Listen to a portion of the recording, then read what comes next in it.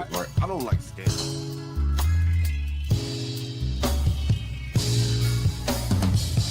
I think the only thing that has been Stanley. And Stanley doesn't state the obvious, like what he gives talking points. Yes, he does. The nature of American culture, it's a white people problem. I literally said they need to understand. Like this.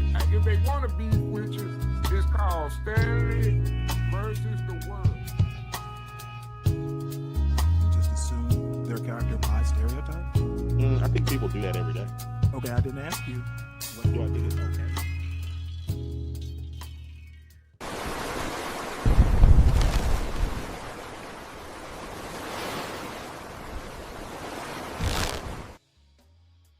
Also trying to toe this line of she was still his VP, and there was lots of behind the scenes about no daylight and no daylight, kid, no daylight in between, Biden and her, like this, right? And then there was just sort of, we see it in like the voter engagement and turnout. There's been lots of articles that have come out since then about the lack of focus on the base, turning them out, that Black campaign staffers on the ground were running their own renegade operations to knock on doors because they were being neglected in favor of the Liz Cheney voters. Really come and vote for us. So, the reason I was hopeful because her numbers were doing well. The rallies, that energy was 2008. Yeah, it was. Yeah, it was just nothing like I'd seen since 2008. But I really think at the end of the day, there was a lot of strategy also put into play or not put into play at all that didn't help her. And instead of saying, you know what, the strategy of always trying to appeal to white moderate voters, strategy of not engaging our base early on, by the time somebody said to me at a briefing, that by the time Kamala Harris was accepting the nomination at the DNC convention, we were like a few weeks from voting started, and she was already behind because all that groundwork that could have been laid. And she got blamed because I feel like it's the easiest thing to do is to put that on, especially a woman, especially a Black woman, as opposed to look inward on what are the strategies, what are the ways that we could have made this possible for us not to be in this administration situation again. And what I see with Kamala in many ways, she is her own woman. She made her choices, so I blame her as well. But to your point, it's the system that she tried to protect screwed her. Yeah, was told. Think about it, folks. I say I'm trying to be very fair. What the stuff that Biden does well, Build Back Better. He tried. The centrists are the ones who neutered it. Infrastructure bill, Ketanji Brown Jackson supporting Obama, fantastic. Yeah. His trademark empathy, still to this day absent for Palestinians who are being genocided. Just a blind spot. One of his three major sins. Second major sin, Merrick Garland of it all. Slow walked everything, no accountability. Third sin is he should have kept to his initial either promise or what he was insinuating is I'm going to be a transitional president, gives Kamala 3 months, screws her. Like she's got 3 months, then she's got to find Tim Walz. Then for those who are saying that quote, Kamala Harris says that Joe Biden said no daylight. It's about my legacy. You can't separate from my sins and mistakes. You got to sit there and you got to like either be quiet or you got to accept it. You can't criticize me. And then they got David Plouffe, a white man, to come on in the second half as a campaign manager. They decide then, you know what? Let's abandon our most loyal base, Black people and people of color and young people who are saying talk about Gaza. And then let's go court. We think we can win with these never Trumpers or maybe these undecided, let's be honest, whites, right? And meanwhile, you see Black women. I looked at the polls. Black women understood the assignment, despite, in my opinion, being kind of neglected. They're like, we'll do the right thing. So 90+% of Black women came out and voted for her. Then the second group that understood the assignment was Jewish women. They came out and did it, right? But I think this was so telling, is that you see a Black woman try to help the system for the greater good. The system that is run by white men throws her under the bus. She gets punished for not separating from that system.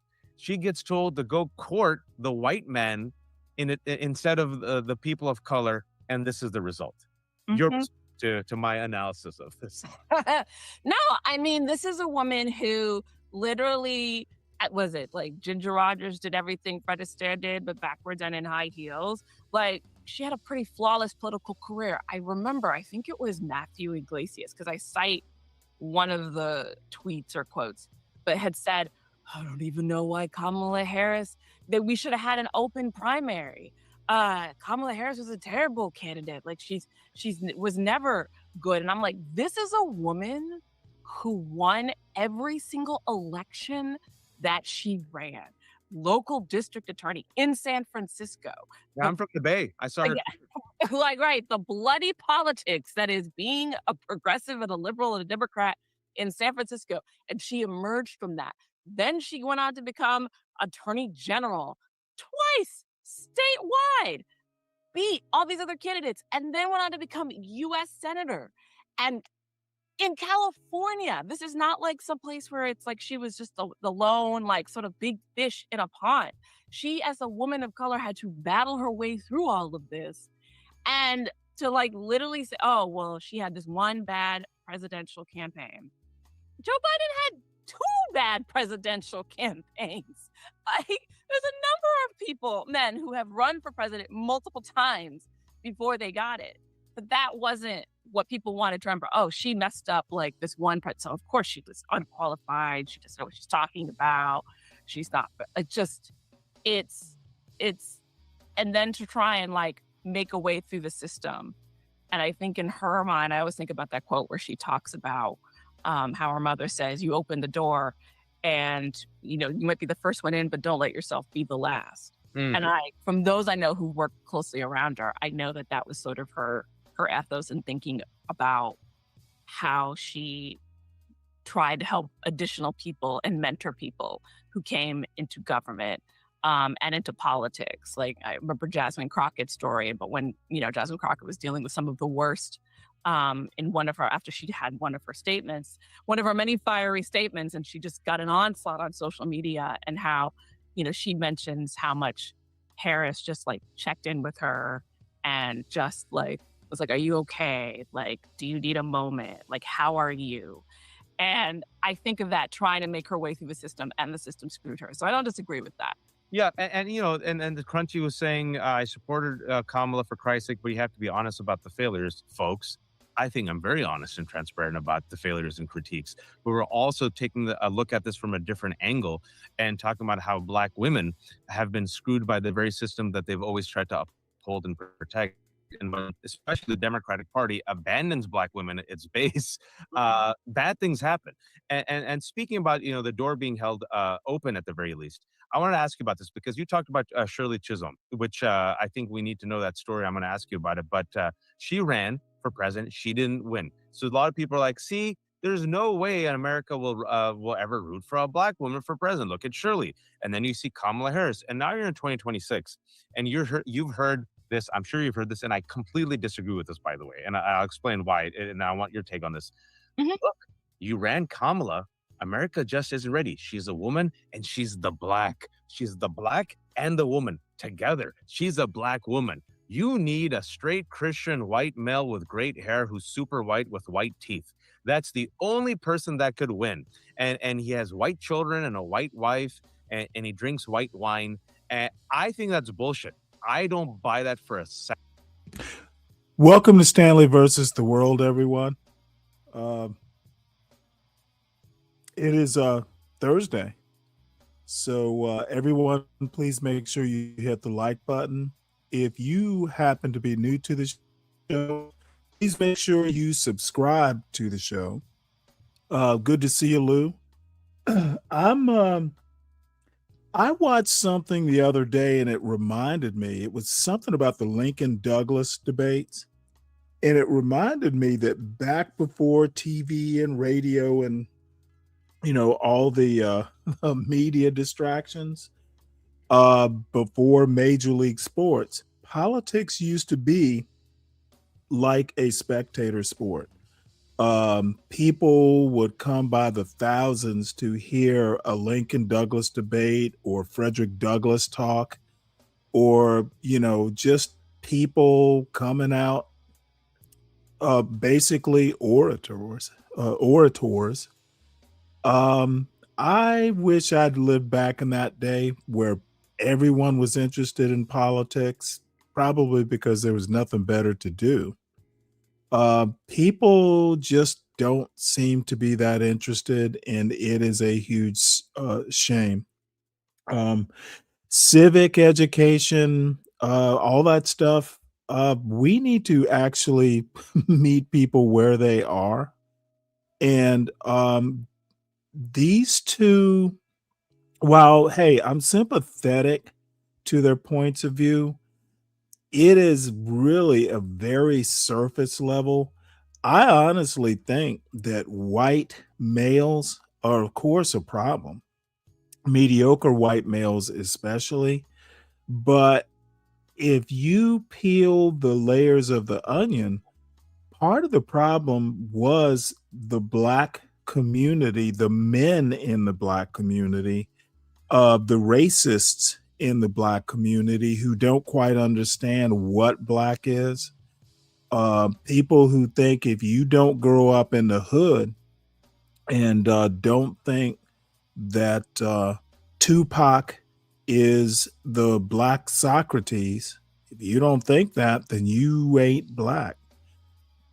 A lot of these, a lot of these black people, black males, black YouTube old YN type males who will tell you that, oh, Joe Biden was a racist. He said you ain't black. Well, a lot of the same old YNs did the same thing with Kamala. They will do it with someone who doesn't speak like they do, or a black person who may even have the same heritage that they do, but they don't hold the same values. I run into this quite frequently on YouTube panels. Anyway, I'm digressing, I'm sure, but this is kind of a shallow analysis.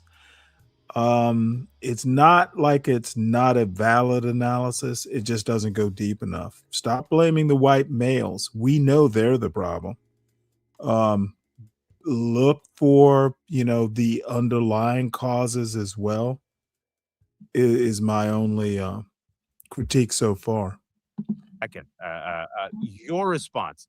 We gave you Kamala. All right, we gave you Kamala. You guys, it's like what happens with movies and TV shows. We tried the all Asian cast. It failed. Let's go spend $80 million on like the 17th remake of a white love story that'll fail. Or we won't make another Asian cast. It's the stuff we hear all the time in the media. It's the same thing in politics. Your response to that? Yeah, no, 1000%. And it's absolutely ridiculous because the studies show, like Barbara Lee Foundation, not a fabulous former congresswoman, now Oakland mayor, who used to do research, Barbara Lee Foundation, when it was still open, did a lot of research on women in politics. And people are willing to vote for women candidates. They are increasingly willing to vote for women of color, Black women elected officials. Well, here is the challenge, though, is that there are still a separate set of expectations for those women and people of color who are running for public office. When I think about the number of times people said, well, what did she do as vice president? Did anybody ask Joe Biden what he did as vice president? Can you name any of the other vice presidents we've ever had? No. There's a reason for that, because there's two literal constitutional jobs they have: breaking a tie in the Senate and stepping in when something happens to the president of the United States. But she was held to a standard where she was expected to do all of these things, like solve world hunger, something like that. And so there are people willing to vote for, but what I noticed was a pattern of undermining her as vice president in the media, asking what she was doing as vice president, making fun of her laugh, stories that would come out about disarray in her office. I remember. Yeah, and nobody would go on the record though. Okay, everything she is saying is right, but we know what America is. When you run for a national office, even at the House of Representative label, or just politics outside a dog catcher or local school board, you know what America is. Okay, this grievance, we we know what America is. Kamala Harris knew what America is and was. You either meet the challenge or you don't. And there's nothing wrong with losing for president. You ran for president. You will go down in history in some way, shape, or form. This type of after action report does no one any good, especially since 2024 is like almost the 2024 election is almost 2 years ago. This is basically a waste of time. So we'll listen to a couple more minutes of this. But this is the sort of analysis you give 2 years ago, not in 2026, not before midterms. We need to be thinking, Democrats, about how we're going to win, and whining about Kamala it's not, sorry, don't feed the bulldog. Can't remember where I heard that term the first time, but this is just basically whining. Nobody would go on the record. And I knew bunches of people in her circle. And I'm like, what is happening here? And she talks about it in her own book. But, there was no protection. There was no benefit of the doubt, and then she's running against somebody who had how many multiple cases open against him on various different things. And yet she was the one who was not qualified, not prepared, was being questioned. So we give a lot of in this country, a lot of the West, to the perception of white men are the default in leadership. And people think, okay, well, because that is the case, then, and that sexism, that racism is real, then I'm just going to go vote for the white guy. Well, you're just going to continue to like the white guy unless you actually give the Black woman, the person of color, the Asian woman, the Latino woman, the Asian man, and you actually vote for them. I heard this a number of times, like just even reading about Jasmine Crockett in her race. There were folks who were like, I really love her, but I'm going to vote for James because I think that's how Texans are going to vote. That was very common. That was very common. Right. And that goes. Just a quick note. I think Kamala at this stage of the game in Trump's presidency, I don't know how many ways, and I'm going to figure out some more humorous ways to say, I told you so. Trump is like the worst president in my lifetime. Just on a good day, he's the worst president. But America, look, America gave the Black man the vote before they gave women the vote. That is the essence of America. America, for whatever reason, does not respect women that way. America, and it's kind of sad because obviously Kamala would have been a better president than Donald Trump. But America, for whatever reason, is just not there. White men can't abide it. Black men certainly can't abide it. They, at least the YouTube old YNs that I run into, they don't even think women can lead, but they think they can lead. They think they think they think there's some old YNs on YouTube who think men are natural leaders. And I'm like, what? That's like the stupidest possible assessment.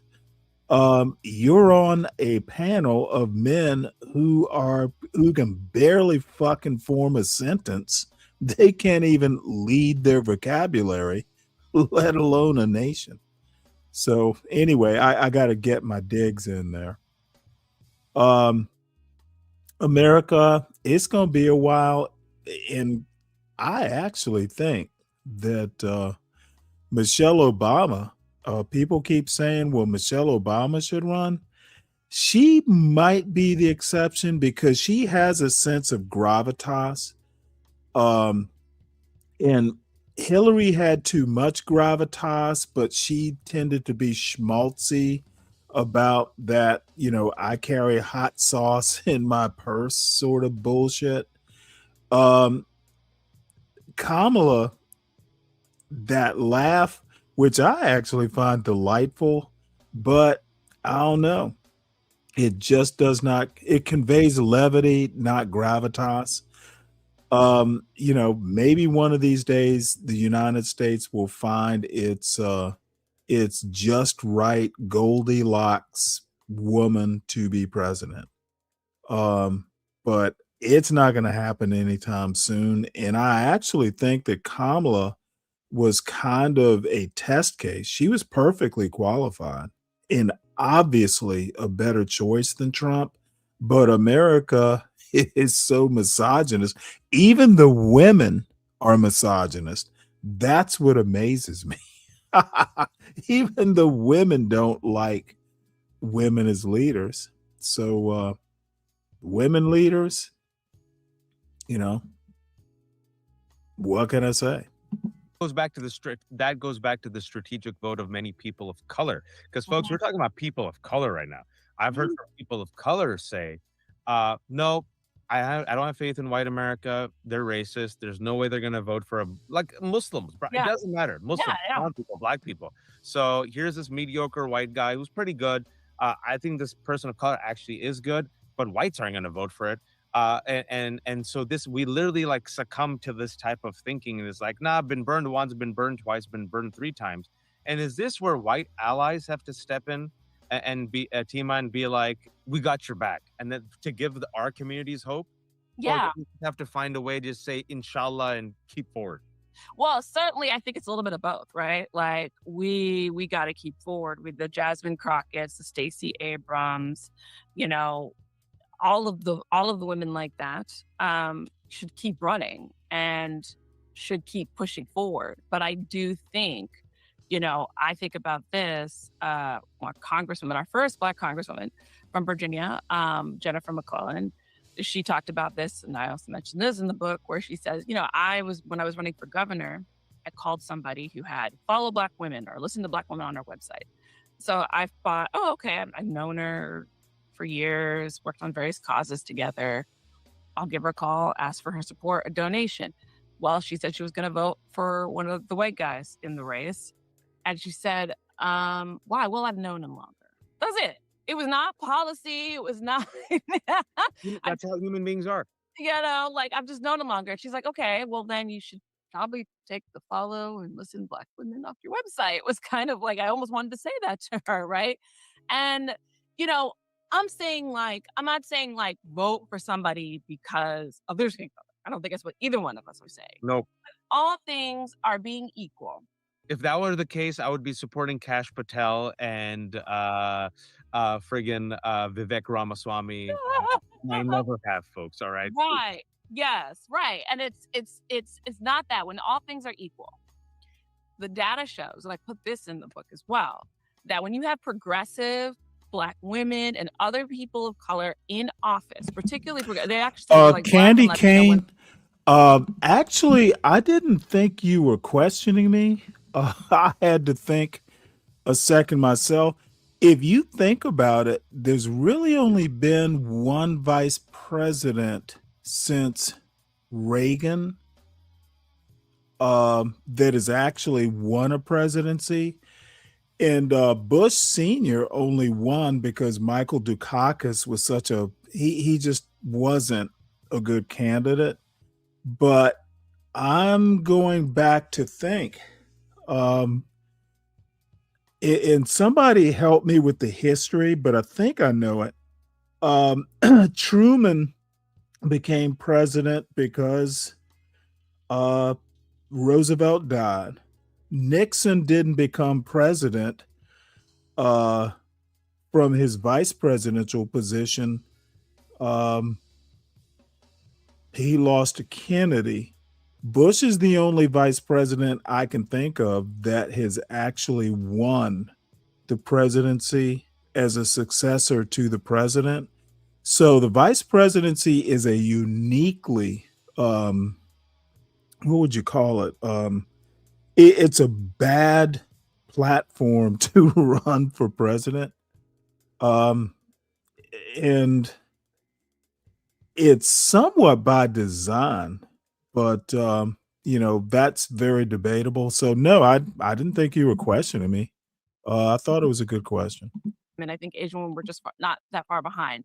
The legislation that is progressively passed is higher. Like that's actual progressive legislation. Elaborate on what? That's focused on poverty. Okay. That's focused on. Well, funny thing is, this is the question I'm talking about. Red pill is reactionary. The cause, it's literally a pill. You take pills to cure diseases or mental conditions, which I guess are diseases. Red pill is a symptom. MAGA is a symptom. The Tea Party was a symptom of unrest, dissent. And you could have a whole there are tons of conferences and classes and all kinds of ways we are trying to diagnose our malaise. But red pill, it's reactionary. And it's reactionary because there are a ton of men out there who somehow or another feel ignored or abused. White men all of a sudden are the major victims of racial discrimination. So hopefully that answers your question. Red pill is not, it's a reaction to some hurt feelings, apparently. I'm building a social safety net that's dealing with healthcare. A lot What's more up, of those Ola? policies, just like they did like a study of a number of different state legislatures, and the progressive legislation that was passed by progressive Black and Latino women as it related to economic justice, criminal justice reform, social safety net legislation. And so why don't we want a democracy that is reflective of our great diversity and has people in leadership who have experienced or know people who have experienced being marginalized, whether it's economically, politically, socially, and making sure their concerns, their needs are being met in government. And you know what? The benefit is that identity politics, going back to your earlier point, is what has made our democracy a multiracial democracy. Wanting trans and non-binary folks and queer folks to have rights, the people at Stonewall, it made it possible for folks not to be in the closet if they didn't want to be in the closet. It made it like Black people fighting for And those were Black and brown people who like started the uprising in Stonewall. I want to give a shout out to instigator Marsha P. Johnson. Going back to my book. But also voting rights in this country. Black people fighting for voting rights made it possible for other communities of color. The Voting Rights Act of 1965 made it possible for other people of color to have better access to voting and voting rights, period. The Civil Rights Movement made it possible for the Immigration and Naturalization Act of 65, which made it possible for more Black and brown people to come to the U.S., something that a certain White House counselor does not like, that works for Donald Trump. And there's just so many different things that was made possible in this country because of the vanguard work of these instigators that I call them, but Black women. And also, you know, speaking about that, I'm only here in this country or born in this country and not, say, in Pakistan, is because of the 1965 Immigration Nationality Act that you were talking about, which only passed on the heels of the Civil Rights Act. Yes. And because of that mass mobilization and that type of awareness at that time, America really had no good explanation why they had this extremely restrictive and racist 40-plus year, if you will, blockade of Asian immigrants coming to this country, right? And they're like, we probably have to revisit this. Okay, we probably can't discriminate based on national origin. Fine, we'll do the Immigration Nationality Act. And the funny thing is, folks, is even then, the white supremacists in the Democratic and Republican Party were like, let's put up barriers, family reunification, and Well, Ola, the thing is, the red pill dudes have so many different reasons for grievance. Being a red pill is it's a bitter pill, apparently. I listen to some of these panels and I do it less and less these days, but they have so many grievances, but they get so much wrong. It's just surprising. And they're raising kids. So, you know, this idiocy that, and I could name names that I just find just like big cantaloupe heads. And, you know, they have a lot of reasons for being red pill, but none of them I've yet to hear, and there could very well be, but most of the successful Black men, and I'll just concentrate on the Black manosphere, most successful Black men don't have time to sit on YouTube panels even at night. I just assume these are the people who have the extra time for whatever reason. I've yet to hear an MD or a physicist or like some high-powered lawyer on a red pill panel. Now, I have heard of business owners and stuff like that, but not like professionals. I mean, you know, doctors can be business owners, lawyers can be business owners. I don't hear actual busy, successful Black men on DJ Hamp's panel. I just never encountered one. I'll name one name. Or Fatty's panel. I'll do equal time. skilled immigrants, those will be the ones. Diverse visas. They'll be the ones who get the visas first. Haha. What's up, CKJ3? It'll be for the white folks. And I love this little nugget of history. They literally thought that family reunification and the skilled workers would benefit Eastern European white. Oh, and by the way, for people who will go, well, Stanley, apparently you're not very successful because you spend a lot of time on YouTube. I'm retired. I should be doing something else, but but I guess I got the bug. I get to be judgmental of old YNs, and I have a blast doing it.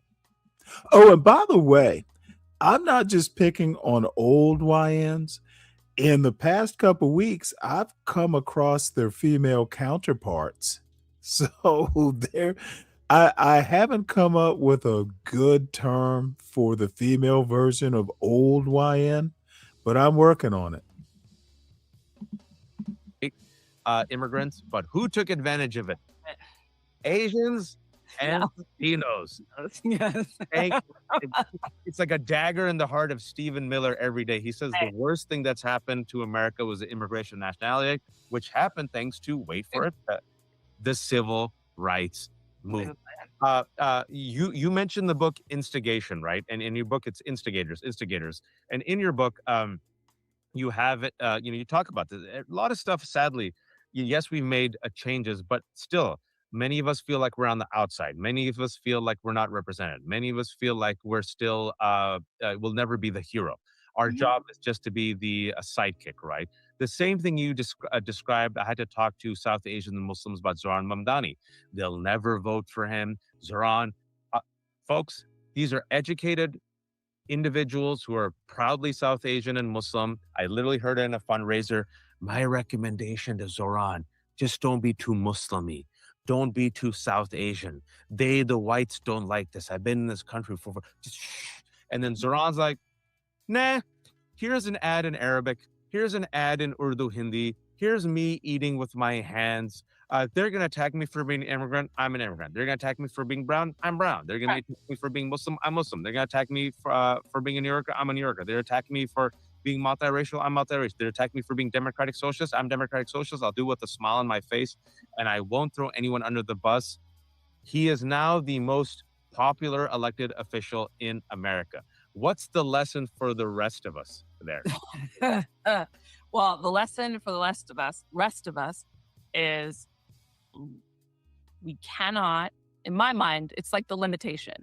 Like sometimes you're putting limitations on yourself and what's possible. And if Black women, taking it back to the book, if Black women, these instigators, I said, okay, like, oh, wow. This is what happened. This is my life. I'm just going to accept these limitations, really? these laws. Oh my, then Aries. we wouldn't even have the democracy. Wow. I guess that's going to be a show title. title. Doesn't have every reason not to run. Besides, everybody not telling her, people not wanting to give her money, saying it was impossible. But she blazed a trail. Let me that made it possible let me for make a somebody comment like here. Let me tell you something, Mr. Aries. While that is funny, I actually think that white women are not the apex on the pyramid of American women. They, like their American male counterparts, dude, they are not and I'm talking culturally, and I'm talking very generally. Like, if I know some dude prefers white women, I kind of look at that as ghetto. You prefer white women? Any Black man can get a white. Any Black man can get a white woman. How about do something a bit more exotic? So yes, those who marry white women, they're ghetto. And yes, I am including myself in that. I'm ghetto too, apparently. So, but that did make me laugh there. Good one, Aries. Hillary Clinton, and then a Kamala Harris, and a significant, because she was also the first Black woman elected to Congress. 1968, folks. 1968. 1968 made it possible for a whole slew of women of color to come after her in Congress, women in general. And so sometimes, even when, and I think about this when it comes to how people say, like, well, they're in power, we can't change anything, we can't do this, we can't do that. Increasingly, right now, people feel apathetic. They feel They feel demoralized. And Listen,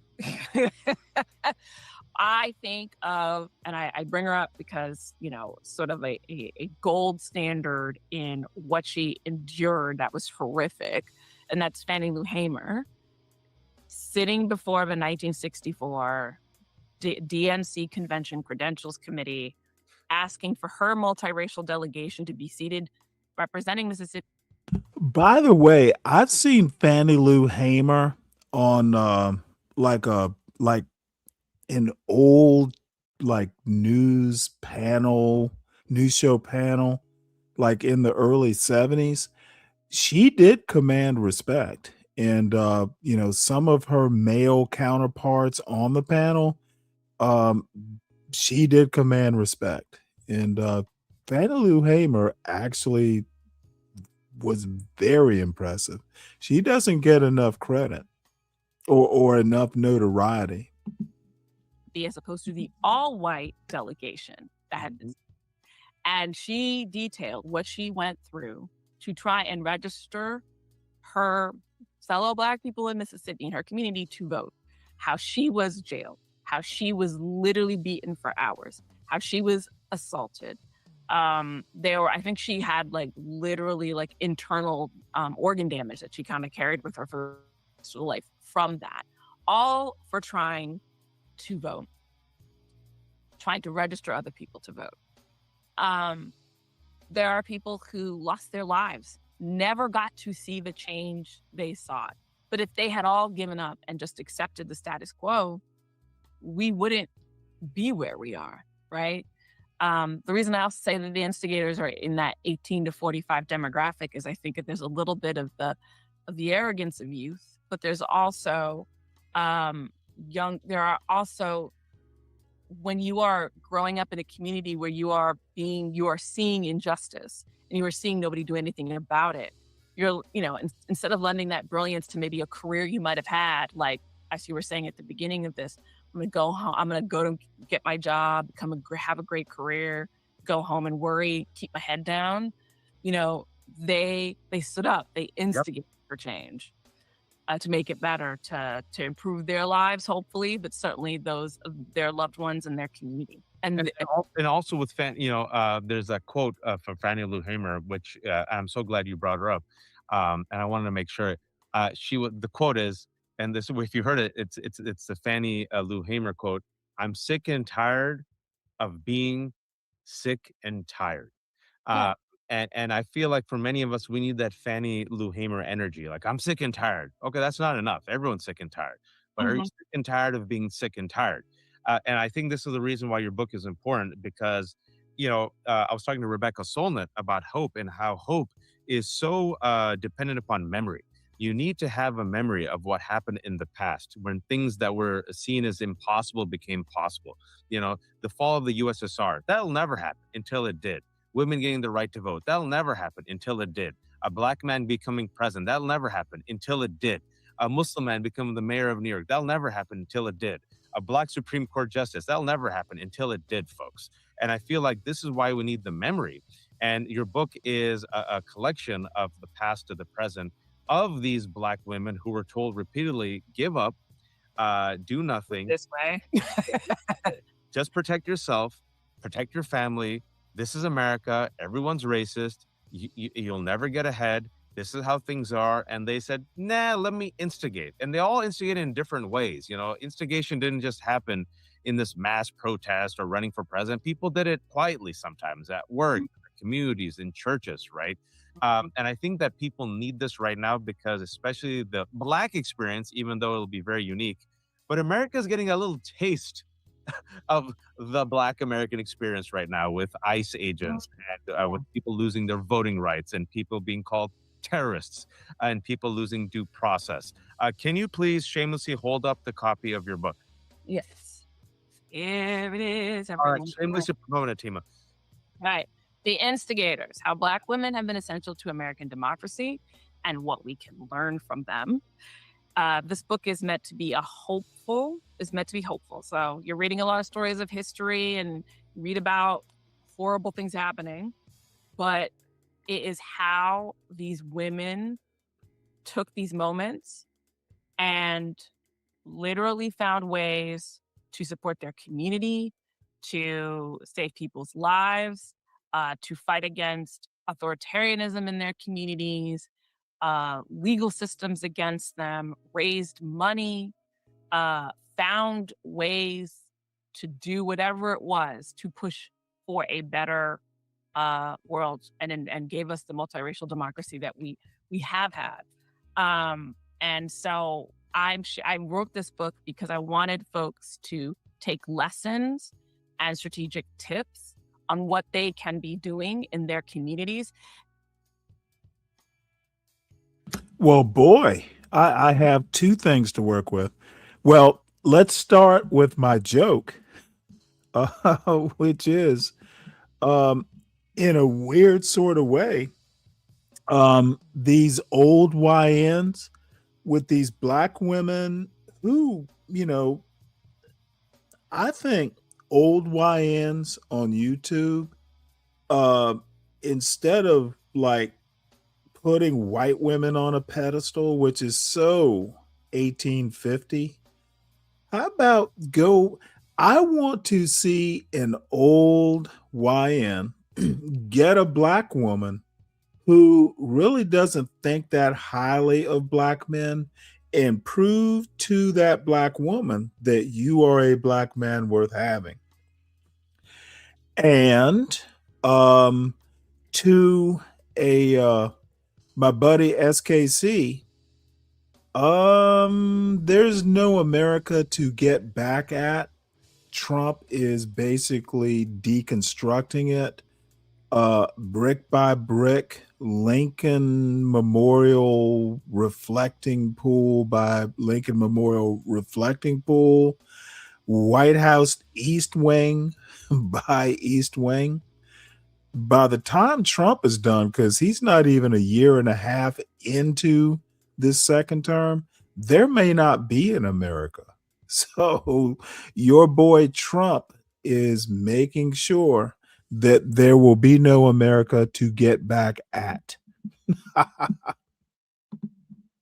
This book centers Black women, but it is very much a book that anybody can read and find a way to figure out what they want to do in their community to make a difference. It can be fundraising, it could be mutual aid, it can be organizing, it could be doing what Jot's doing, like media, it could be getting on Substack Live, it could be sending letters to the editor, it could be running for office. And I list a lot of that in there, but I write a little bit about my own experience as an organizer and a strategist, but I pull from these amazing stories of these women who inspired me, and wanting to share that with all of you all. It's great. I really, I'm out right now. I've put the link in. It's very topical. It is very hopeful. It gives you examples of all these women throughout U.S. history who have just found creative, bold ways to work around a system. Yeah, well, SKC, you do realize that you could actually buy the book just to know what her argument is better. If buying a book automatically means you're centering black women, it's like buying the Communist Manifesto means you're a commie. Surely you're making a joke, aren't you, SKC? Buying the Bhagavad Gita does not make you Hindu. Buying a Quran does not make you Muslim. Buying a book does not make you anything except curious for knowledge. So maybe an old YN or two should buy that book just to know what she's talking about. You can agree with it. You can not agree with it. Sounds like you're kind of anti-book. But I guess I should drop the link since I have a guest star in the chat. Folks, we have the SKC here. So I will drop the chat. Let's see, panel link.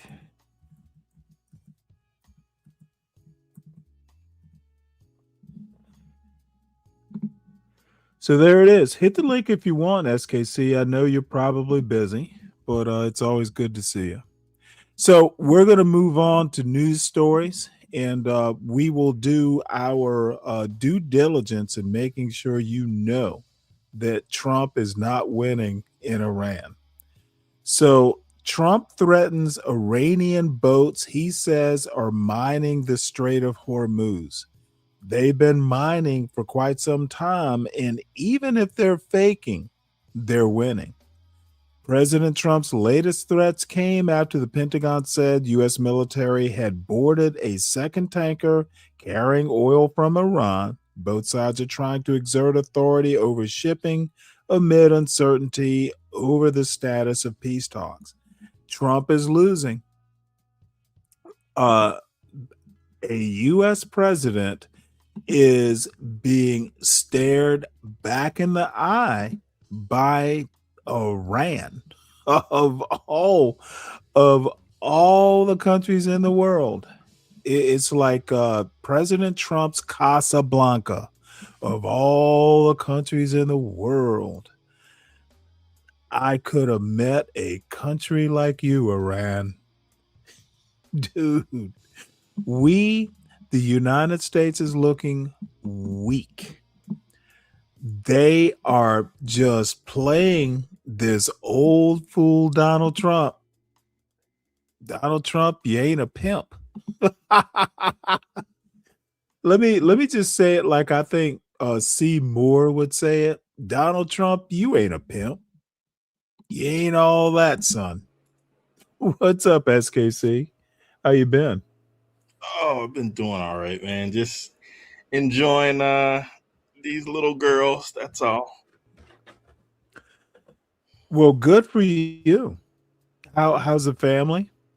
Oh, doing well, man. Just we've been I think probably the latest thing I've been, I guess, toiling around with is just putting together more family activities for everybody around the dinner table and afterwards and stuff, just to make sure that the boys are not falling into the living off cell phones and social media and all that stuff. So you make sure that they're busy and that we're involved and that becomes a little side job. So. Yeah, unfortunately, I don't think I find myself like when I wake up first thing in the morning, I will look at the cell phone mostly for news stories. So social media is a thing. And one thing that I've noticed, and I'm significantly older than you, it does interfere with your reading ability. I actually have to buckle down to read an actual book. I've taken to going up to the living room and laying back in a recliner, doing it the old fashioned way. Now I still have my Kindle. So I'm reading from a Kindle, but it is weird. I believe I don't think it's a myth that social media just significantly shortens your attention span. And you and I, but again, I'm older than you. I grew up on long form. My childhood was before the internet, and even I have to like shift gears. So these kids are kind of, they are powerless in the world that we exist in. They never had an attention span. Well, and that's a huge problem. yeah, I'll say for the ones that I guess don't have parents that are kind of staying on top of it and trying to make sure that they have a childhood that's not centered around such things. So that's why I was saying I've been pretty busy because you always have to stay on top of that with now an adolescent and a young teenager, and of course the two little girls. So they're not going Well, to you have do access realize to. you're going to lose the battle, right? No, I don't. You will. We've been winning it thus far. Yeah, you're winning. Well, I'm sorry. You are winning battles. You're not going to win the war. Yeah, we'll see. But I think you give when you, and I don't look, what I'm saying is at some point the kids will leave home, and Yeah, but then at that point they it's not will my war. Yeah, at that point it's not my war anymore. It's their decision. They've been given. that's a good point, Yeah. but it's not your battle anymore. The culture war is not anyone's personal war. American culture, if you think of it as a theater of war, it's no one's personal. You're fighting battles at home. Now, the one thing I can say, and I kind of had the same battle. You know, my son didn't get a phone until he was in high school, and you know, he knows the difference. He knows what a book feels like. He knows, he knows better, but that doesn't always mean your kids will do as they're raised. And sometimes when they're around 30, 31, they'll figure it out that, hey, some of the old ways are ways. But this idea that you are going to be counteracting uh, where the culture is, don't fool yourself. You just have to kind of, give your kids the tools to chisel their own way out in that culture. Well, I mean, to each his own. We create I would say No, culture does not culture does not do to each his own. no, Now no. I'm you not. I'm can saying. I'm you can saying for go your idea. outside the culture. I'm saying for your idea. I think our family has Oh, its no, own no, no, no. internal culture. My idea is solid. You Yeah, no, can ours butt is up too. you can butt up against it all you want, but you do know that once your kids leave home, they are, they got to make their own way. And Yeah, that's a given. your raising kids are battles. They're not the war. Yeah, I'm not stating that it is. All I'm saying is that it's my responsibility in order to create the type of culture that's going to continue what we've built and what our parents have built. It's our No, responsibility to maintain that. you are fooling yourself. That's Oh, okay. nothing. Hey, that's all. That's your opinion. Oh, no, no, no. I don't think it's much of an opinion. I Oh, okay. speak from I speak from um experience. Oh, okay. I And grew I up do in too. my parents' culture. And I've kept the parts that I liked, have discarded the parts that I don't like. My son will do the same thing, but in the end, we all live in American culture. That's the war.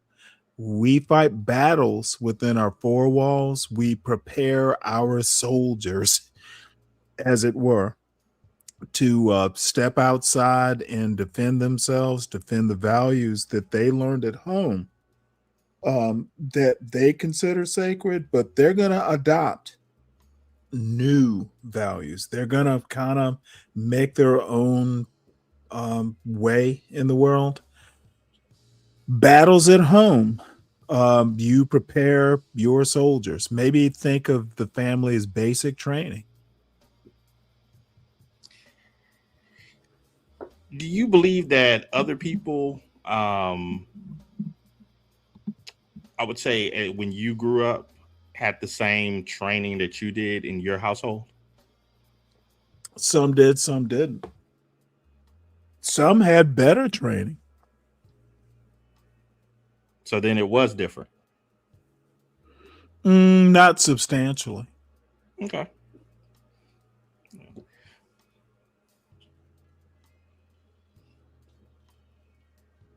You and I have talked about this. There is family.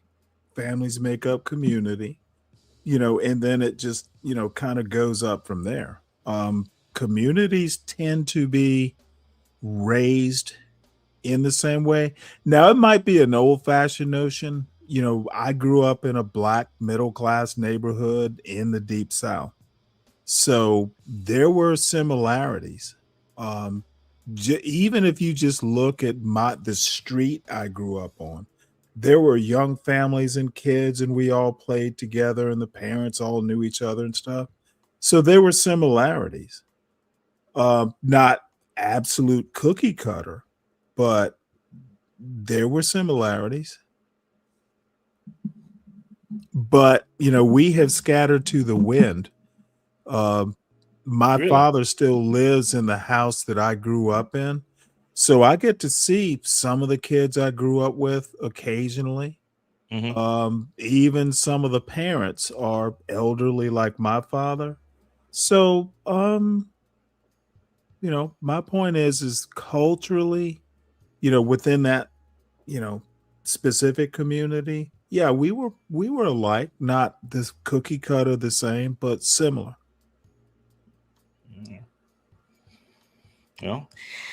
Different cultures, different results. I think there's only one American culture. I'll say this, in more in I would say in computer speak, everybody doesn't run the same software in their families. Unimpressed. I know. Yeah, they do. They different software, but the same operating system. Culture is the No, operating the system. software. So The you software you is an can OS. run your family app, The software but is an OS. we are all running the same American culture operating system. Okay, if you're open Oh, to no, no, no, that no. belief. I'm not wrong. And Okay, I'm not wrong. I'm not. I didn't run the same software Your you did. family software will run in the American culture operating system. The operating system is very accepting of your app. So then, why are we so different then? You and I, Yeah, are we that different? I believe we are. We have You vastly do? different Well, world see, outlooks that's and perspectives. that's weird. I Same think we're America, though, rather right? I think we're rather similar. How so? Well, we're both independent thinkers. That's We're questionable. we're both we're both there. We're both. Well, you question it. I don't. I'm supposed to be describing how I think we're similar. We are opposing sides in this matter. I think we're independent thinkers. I think that we have confidence enough to get on the YouTube panel and disagree, and very civilly. We There's some similarities. Now we've known each other for a bit, so that helps. But yeah, we're more similar than you might think. Hmm. Yeah. I think that we have vastly uh, different worldviews, and I even think approaches to life in general. I mean, take for instance, even in the doing part. I mean, you got married pretty, I would say, in your more mature years. I was Oh, married you're in too college, kind. so I mean, it's like, come Okay, on, well, how is that a difference?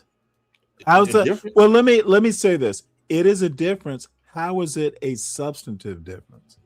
It's a substantive difference because the life that I built as a young person was with my wife. which gave a total different experience on life.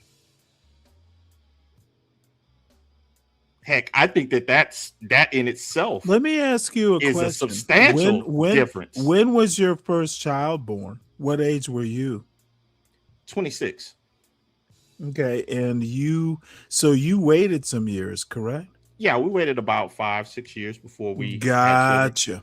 Yeah, we So, wanted to travel and stuff first. in my, I literally, it was 2 years before. Well, shoot, it was probably 3 years or so. Mm-hmm. So, you waited. I didn't. Yeah, Of course, there are differences, but substantively, you got married before you had kids. I got married before I had a child. You have several. I have one due to age differences. I don't know. Is it that big a difference? I think so. Not to mention I would say the cultural differences in our wives. Okay. That's pretty substantial. So we have gone to second order comparisons. all of a sudden we have to compare wives. Now I will say that is a substantive difference. I never would have thought to do wife comparisons. I didn't. That is weird. You are substantively weirder than I am in that respect. Yeah, and that's what I was talking about so far as our vast difference in outlooks, because I would never consider my wife to be a second ordered value. Again, you're struggling here, son. I'm not. I would have never thought to compare the two become one type thing. I would have never thought to compare wives. I said you I and wasn't I were comparing similar. wives. Okay, I need you to calm down, son. I am calm. My thing was like you and I are not as different as you seem to think we are. I never would have compared wives. That's weird. Isn't there a statement that says that we're a sum total of the people that we hang around? Okay, don't give me that boring bullshit. You're not going to be able to jig away from your I'm not jigging away weird from anything. I'm giving it was I'm giving a weird I'm giving a great assertion. counter. Whatever possessed you to compare wives? I'm not comparing wives. I'm stating You that our did wives compare wives. You're not now. You're not now because I'm mocking you for doing it. No, I can actually compare wives if I wanted to. I don't care about what? mocking at No, all. you go ahead and compare wives, and I will mock care it. about the You mocking at go all. ahead and do what you want to do, comparing wives, and I am going to mock you. Sure. Okay, so let's compare. I literally never. Like, I'm 61. My wife would have been 60. What on earth would possess you to go? We had different wives. Were you talking racial differences between the wives or age differences? No, I was talking cultural differences. Okay, what did your wife grow up in the United States? Yeah, she did. Okay, well, my wife grew up in the United States too. So then we all four of us grew up under the umbrella of American culture. What differences were you talking about, sir? Did your wife's parents grow up in the United States? Yes. Mine didn't. Okay, I don't care about that. So Your that wife idea did. about So that once idea again, about, see, this the is American culture. dude. You are wasn't literally underneath that doing. umbrella. I never thought you would pull the YN card again. You can call it whatever. I didn't think YNs were married. Your wife I didn't grew think up YNs were in the married. United States of America. Do they usually My do that? wife grew up in the United States of America. Is that what are the cultural differences of which you speak? Are YNs married now? Dude, you need to quit while you're ahead. No, I'm just wondering. I'm wondering why you used the term Okay, YN. what Are they usually you married? use the term cultural differences between now you're doing that SKC laugh. You always do that when you're losing. Have you Well, ever we both noticed? laugh. No. You just yours laugh. yours is a losing laugh. It's the double L. Now I need to get you to focus. What cultural differences are there between your wife and my wife, who's no longer with us, by the way? Right. I would say that there are. What's the cultural difference you were talking about? They're pretty significant. Okay, well, tell us just one or two elements of the significant difference. Well, my wife's parents are from the East. Wouldn't that count as a significant difference? Nope. Okay. So they would not have very. Did your wife grow up in the United States of America? Yes, she did. Was she born here? Yeah. Okay. My wife was born here and grew up in these United States of America too.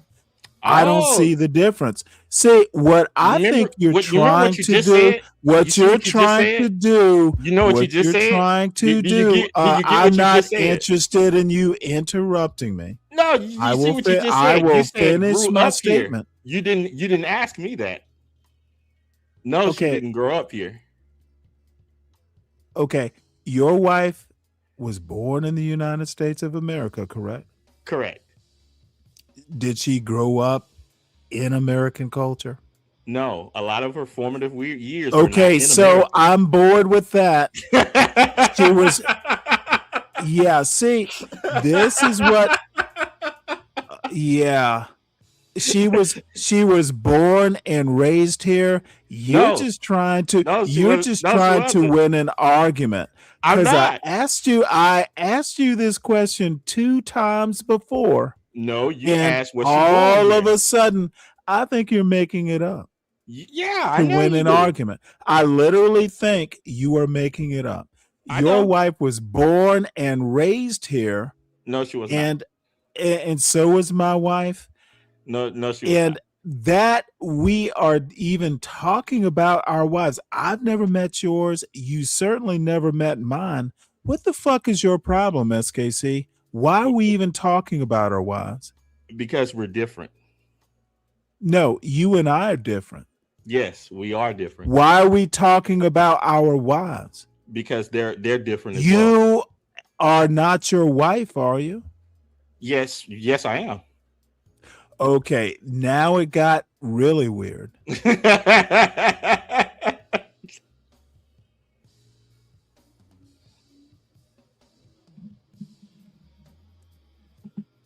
All right, well, weirder than I can deal with, at least. So in all of this weirdness, can you acknowledge that we are not the same then? No one ever said we were the same. I said we are similar. So you must be similarly weird then.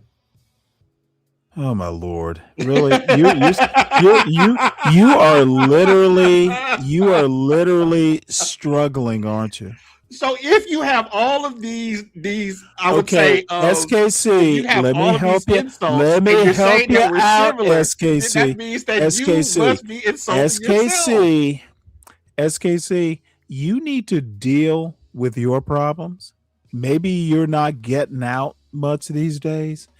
Well, I told you. My only premise to recap was that you think we're very different. I think we're more similar than you might be capable of understanding. I think that you brought up wives, which I never would have thought to bring up. Yeah, that does make us different. No, I'm not as weird as you. Yes, of course you're not. That's one similarity. That's one similarity we don't share. I would have never thought to talk about your wife. Yes, and there's a lot of other similarities that we do not have, and talking about a man's wife is very YN behavior. I'm not a YN. Oh, okay. Well, I didn't know that they were married. They talk about things that have nothing to do with the topic all the time. Oh, okay. So the person that you choose as a mate and have your family No, with it has nothing to do with the topic. It Okay. That has literally. nothing to do So with what who you're you are trying as a to person. no, Okay. no. Okay, Probably like the I most said, important you decision have that you can make in your life that has nothing to YN. do with you as a You person. have that YN. Okay. Yeah, keep laughing. You have that YN capability of bringing in shit that has nothing to do with the topic, but making it relevant, like shoehorning it into the conversation. No, Yeah, I'm just very showing the YN. difference. I'm just showing Now, the difference the between us. difference is I know how to focus on a point, and you need to bring up wives. I just bring up So part of my life. in essence, your wife saved you. Your wife saved you from humiliation. If you want to say that. So shout out to Mrs. SKC for saving her husband from actually sounding like someone who has a brain. Salute to her. Oh, okay. Yeah. But it's still part of the So I'm glad you brought up wives now. Now I understand. Yes, I'm glad that you understood it. It took that in order to help you to understand how different we are. No, it helped me understand just how weird you are. Yes, Dude, and to show you how different we are. You are not different. You are weird. Okay, so difference you're is not good. weird. So then you're difference you're weird is as well. good. Weird, not so much. All right, so you're weird as well then. No. I literally said that's not a similarity we share. And there are many others that we don't share. Okay, want to name a couple? You just tapped. Want to name a couple? Yes, I showed you many in this conversation. Okay, no. Name a couple was my question. I don't care what you showed me, because so far what you've shown me is hilarious but not serious. Well, I've shown you in show me a couple points that will convince people in the chat to take you seriously. Okay. Well, I don't need to be taken seriously by a chat. That's one thing. What's the I would think that you would understand that out of all people. Maybe not. Second of all, I would never see my wife as a second order. Why are we talking about wives again? Why are we talking about your wife specifically? That's weird. We talked about my kids earlier. I asked you how they were. I can't talk about the person I made them with. Okay, what you seem to have forgotten, sir, is that you wanted to basically do a weird wife swap. No, I did not want to go there. Now that is crazy. You went there. I would have never uttered those words in a billion years.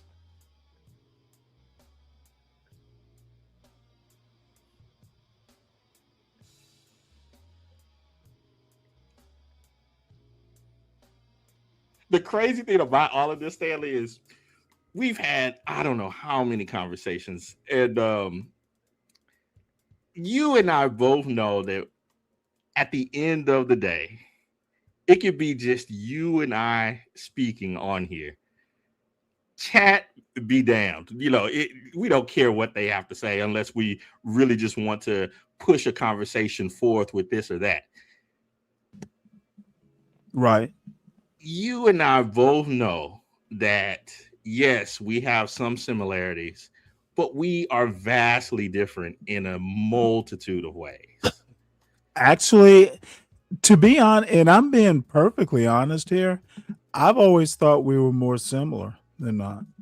So it is enlightening to hear your side of it. Yeah, I think that we have some similarities that are significant. Take for instance, um, typically within Utubia, you're dealing with a lot of people who do not read. Just to be all honest, they don't. Um, or it's very hard for them to consider second, third, fourth order consequences or cause and effect, or to hold a multitude of ideas in head at once and to make a comparative analysis of them. We know this. We have that Well, similarity. let me help you. Let me tell you something that I think, and maybe that is another difference. I don't think most people know enough to make good comparisons. Correct. I Like, agree. you've heard me say that, I'm not a big fan of comparative government or comparative culture or comparative democracies as a field of study. And I am. I don't think most people know enough. Yeah, but I love that stuff. I love comparing Well, cultures, particularly. that is one thing we don't share.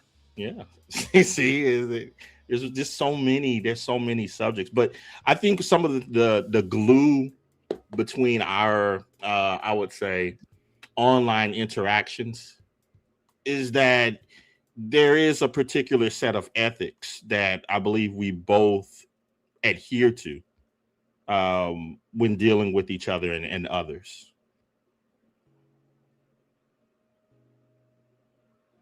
Right. Let me can I just address Lou? Sure. Lou, you've literally not presented facts.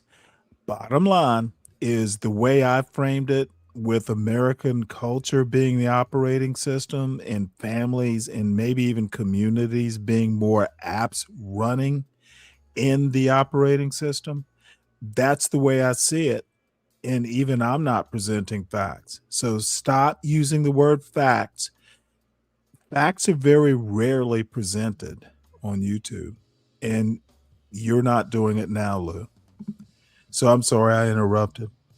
There was a person in your chat, again, because I was reading as you were reading. There's a person that says, "There's no show without the chat, Ninja." As if I've never conducted a show that had hundreds of people in a chat and interacted with them by myself one Well, on one for I several don't think hours. I don't think, Like, okay, SKC, I don't think he knows who you are. exactly. So have some mercy on him. I consider him actually, he's a day one. Mercy? Why don't you just introduce yourself to the young man? And he is a young man. Oh, well, maybe he can come up and, maybe we can interact that way. No, Sometimes things are he's over lost in in trend. Britain. It's how shit, it's probably midnight there. Yeah, sometimes things are lost in translation in chat speak, especially when you're live and you're speaking with someone.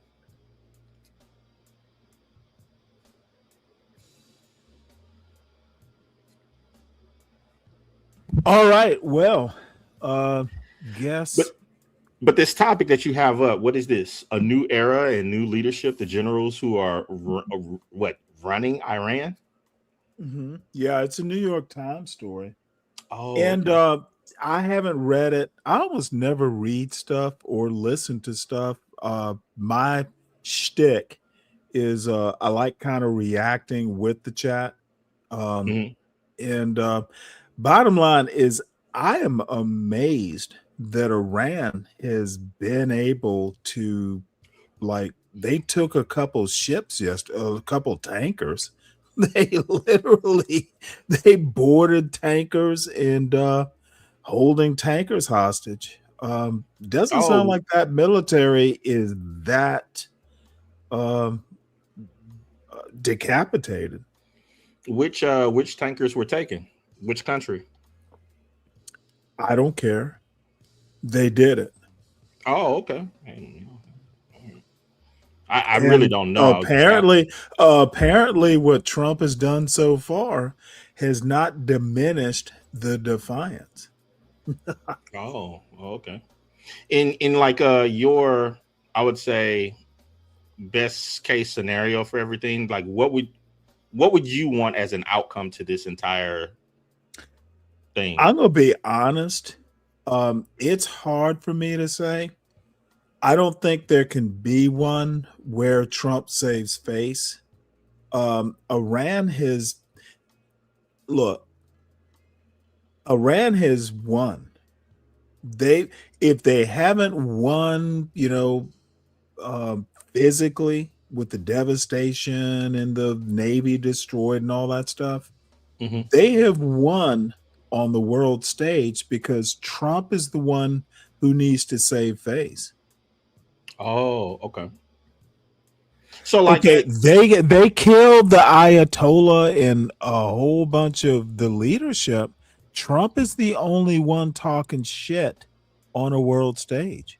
You have not seen the new Ayatollah. They can't even find him apparently. If he's still alive, who knows? Maybe he's not even alive. But bottom line, educate me about it. Is he in hiding? Bottom, I don't know. No one's seen him. But what I am saying is that Trump is the face of this war right now, not the new Ayatollah or anyone else. Trump is the face. His is the one that needs to be saved. Oh, okay. What's up, Rick?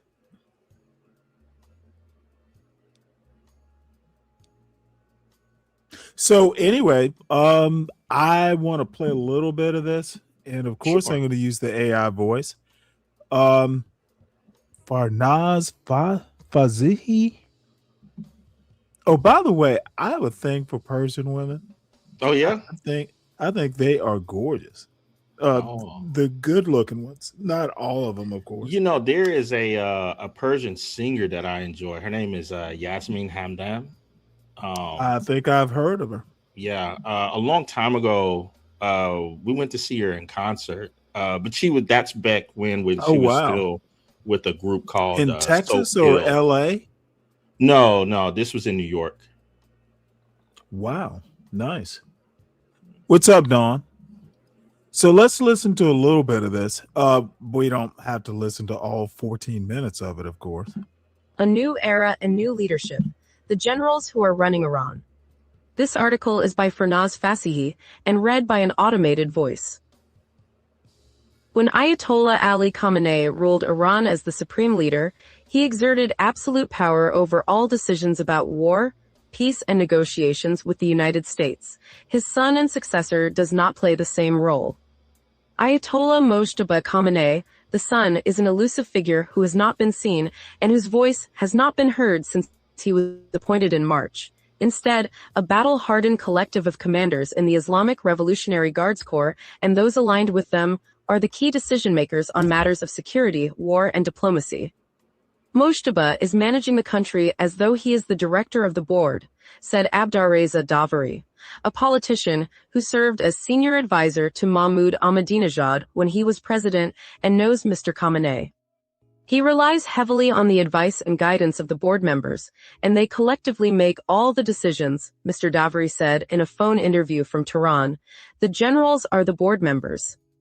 This account of Iran's new power structure is based on interviews with 6 senior Iranian officials, 2 former officials, 2 members of the Revolutionary Guards, a senior cleric familiar with the inner workings of the system, and 3 individuals who know Mr. Khamenei well.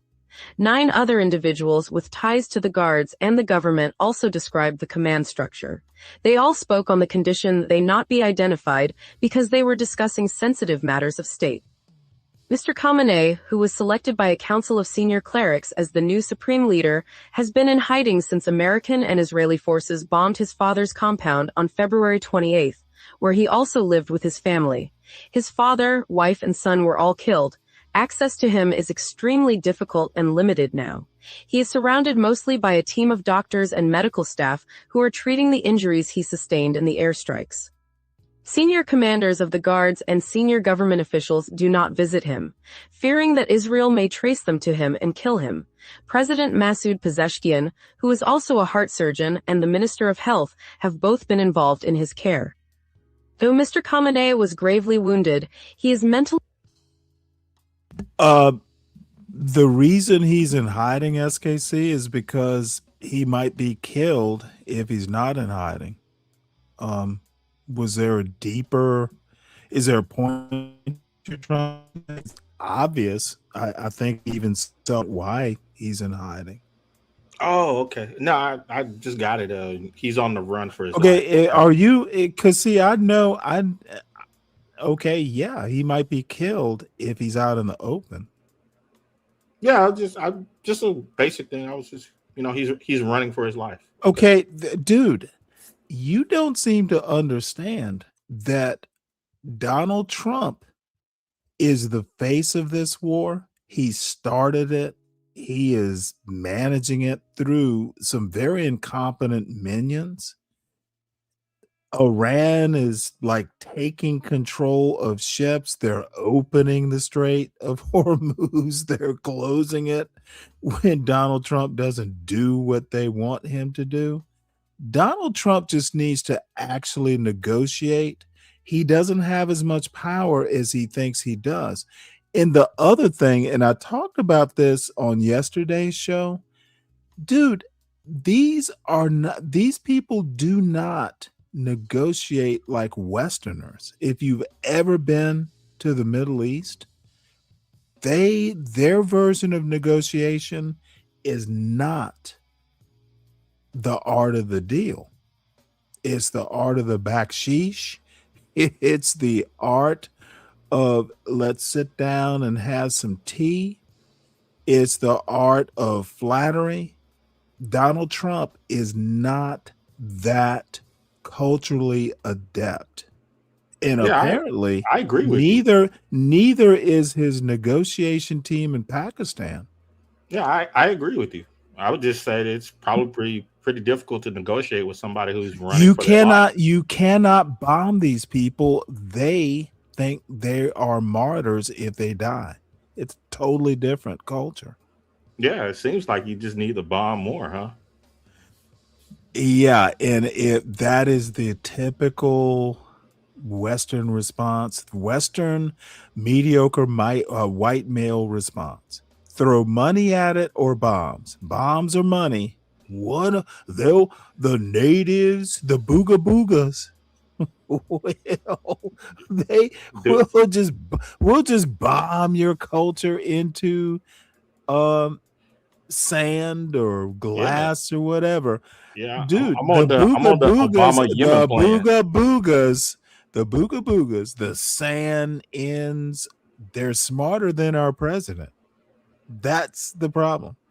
Yeah, I mean, smart enough to run. Smart enough to take over a Strait of Hormuz and leave Donald Trump. Dude, it's like JD Vance went in there trying to negotiate.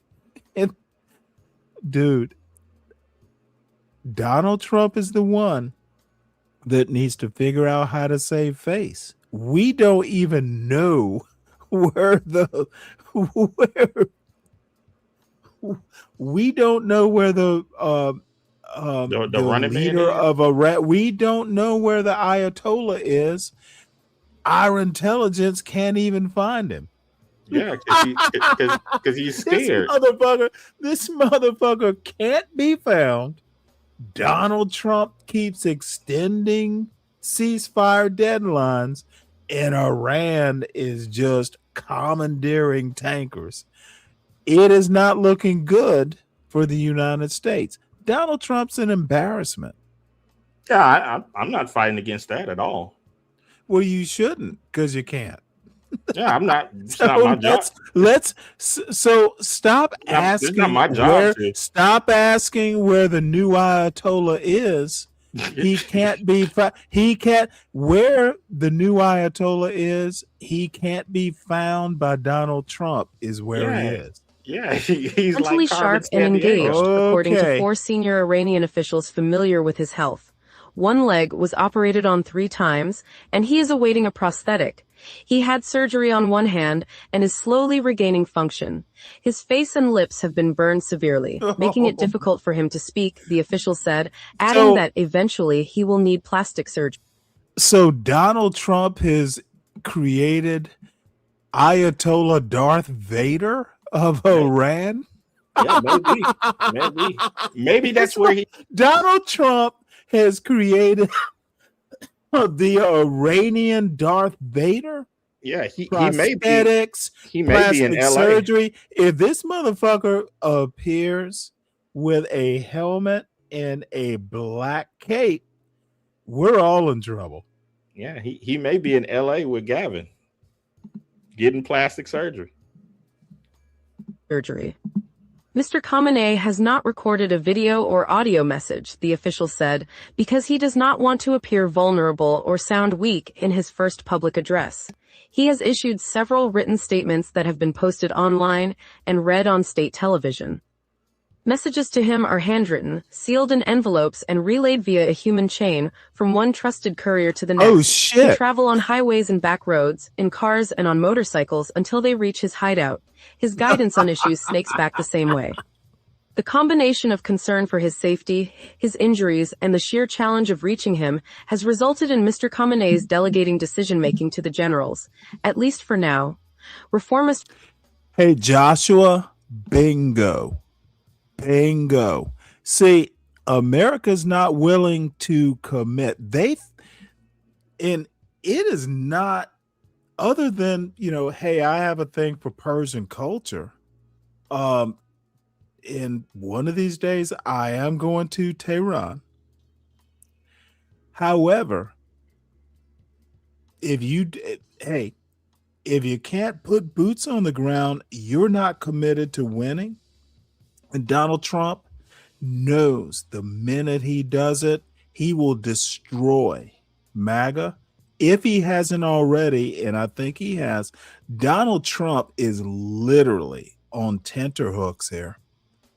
Donald Trump done fucked up MAGA, and it ain't coming back.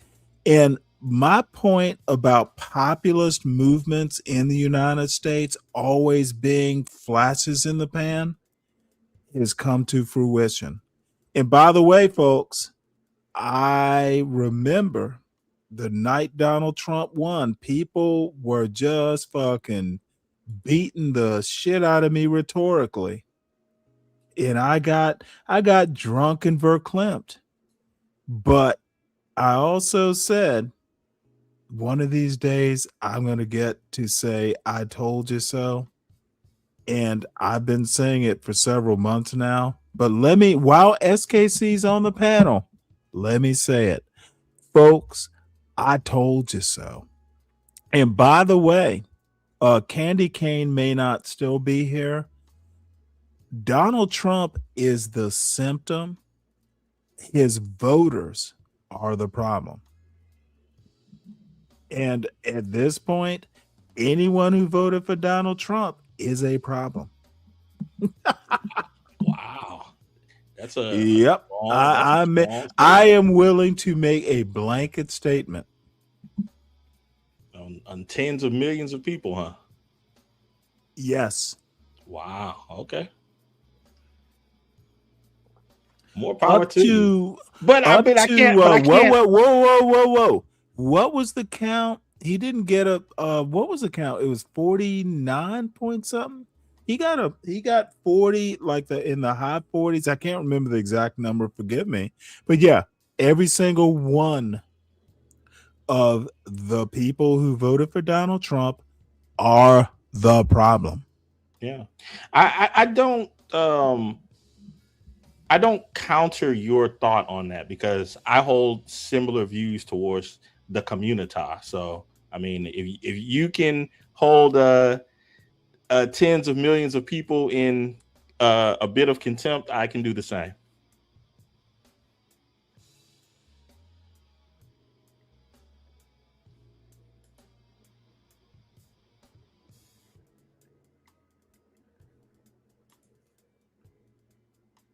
That's fair.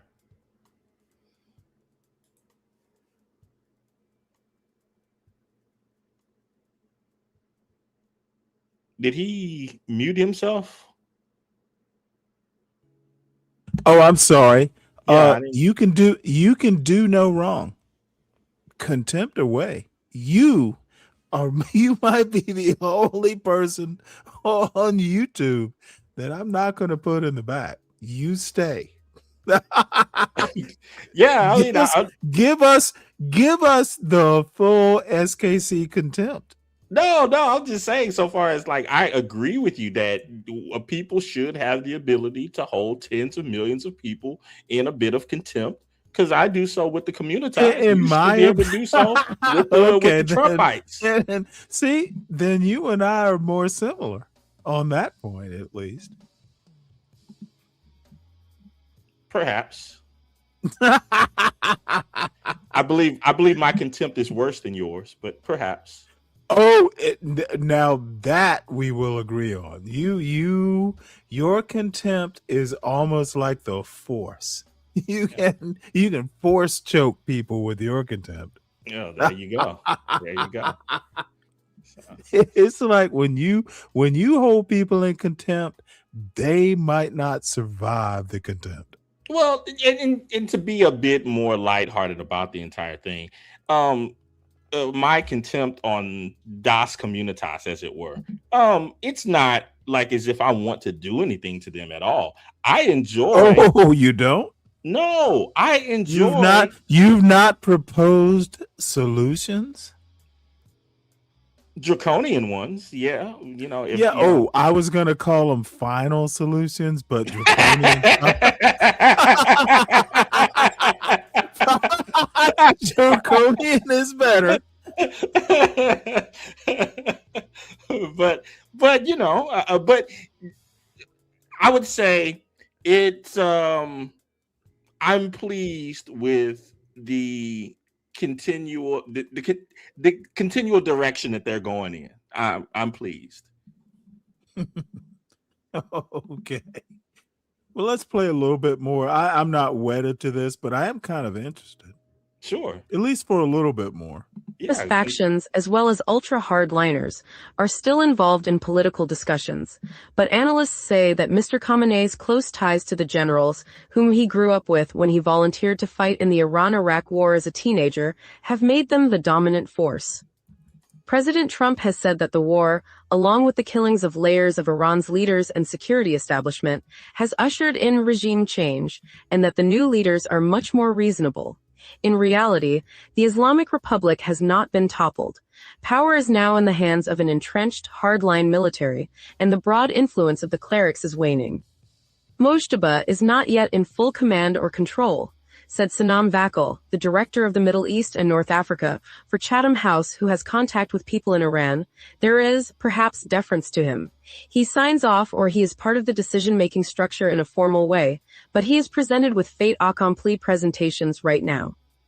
The Speaker of the Iranian Parliament, Mohammad Bagher Ghalibaf, a former Guards General and the lead negotiator with the United States in Pakistan, said in a television address on Saturday that the U.S. proposal for a nuclear deal and peace plan and Iran's response had been shared with Mr. Khamenei and his views taken into account when making decisions.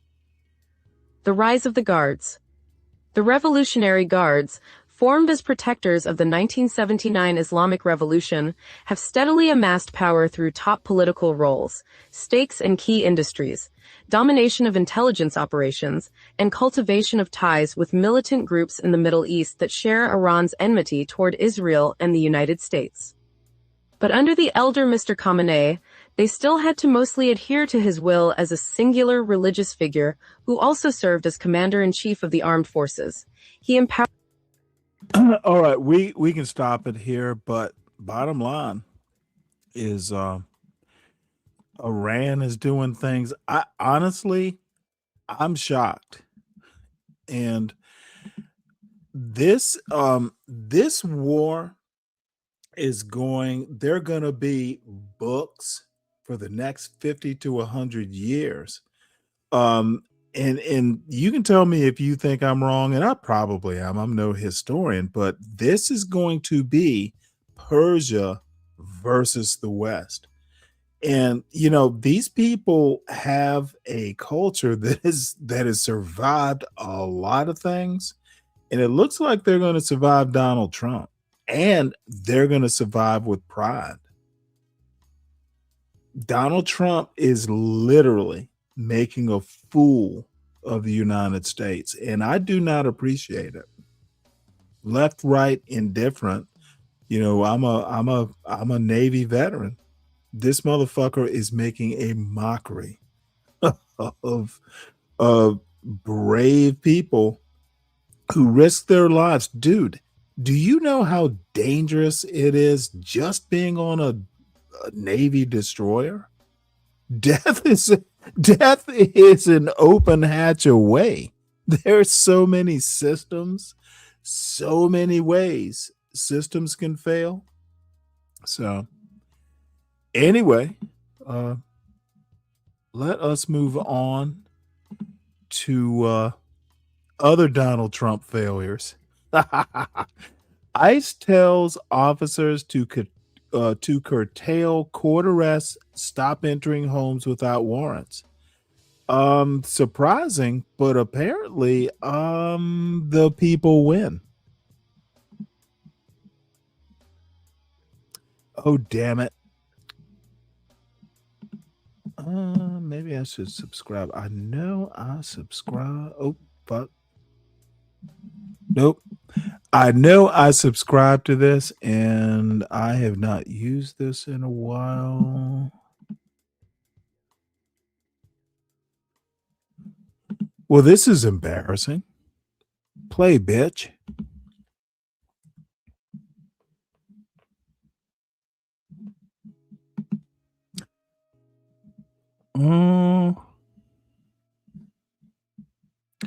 Well, I guess I'm just going to have to read it.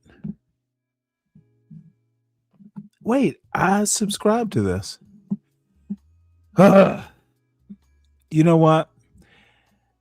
This might be a good time to remind folks to support the show by supporting the host with his NBC subscription that I thought was free. So let's just go with the headline. Sorry for the embarrassment, folks. ICE tells officers to curtail court arrests, stop entering homes without warrants, and then law requiring ICE agents to show identification struck down by Ninth Circuit. LA Times is safe.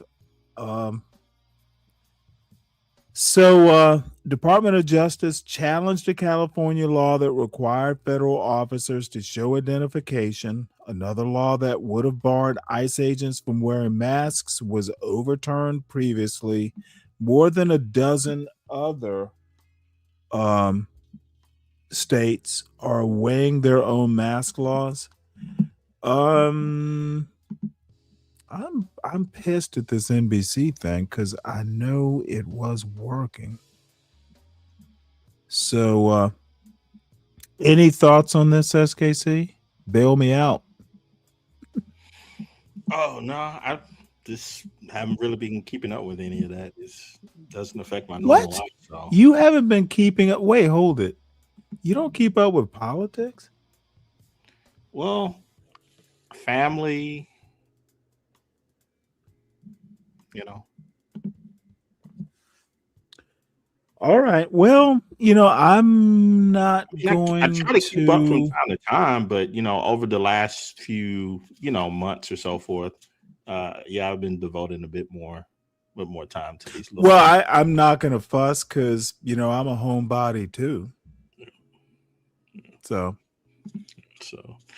but yeah, I don't know. It just has not had the same appeal to me as times past. I guess you have only so many of the small years they're really precious too. So Well, I'm gonna be honest. I have an empty nest, and I you'll experience this on like, I only have one. You're gonna experience it, in stereo. Ha ha ha. I, you know, I keep calling my son every now and again, going, "Do you have a job for this summer?" Like taking an internship. I like I like my empty nest now. I get to do what I want to do when I want to do it. Yeah, I have a long time for that to ever happen, and I'm pretty sure that probably by the time I get to my last empty uh, to free this bird, I may have some grandchildren by then. So Eh, you are a better human being than I am.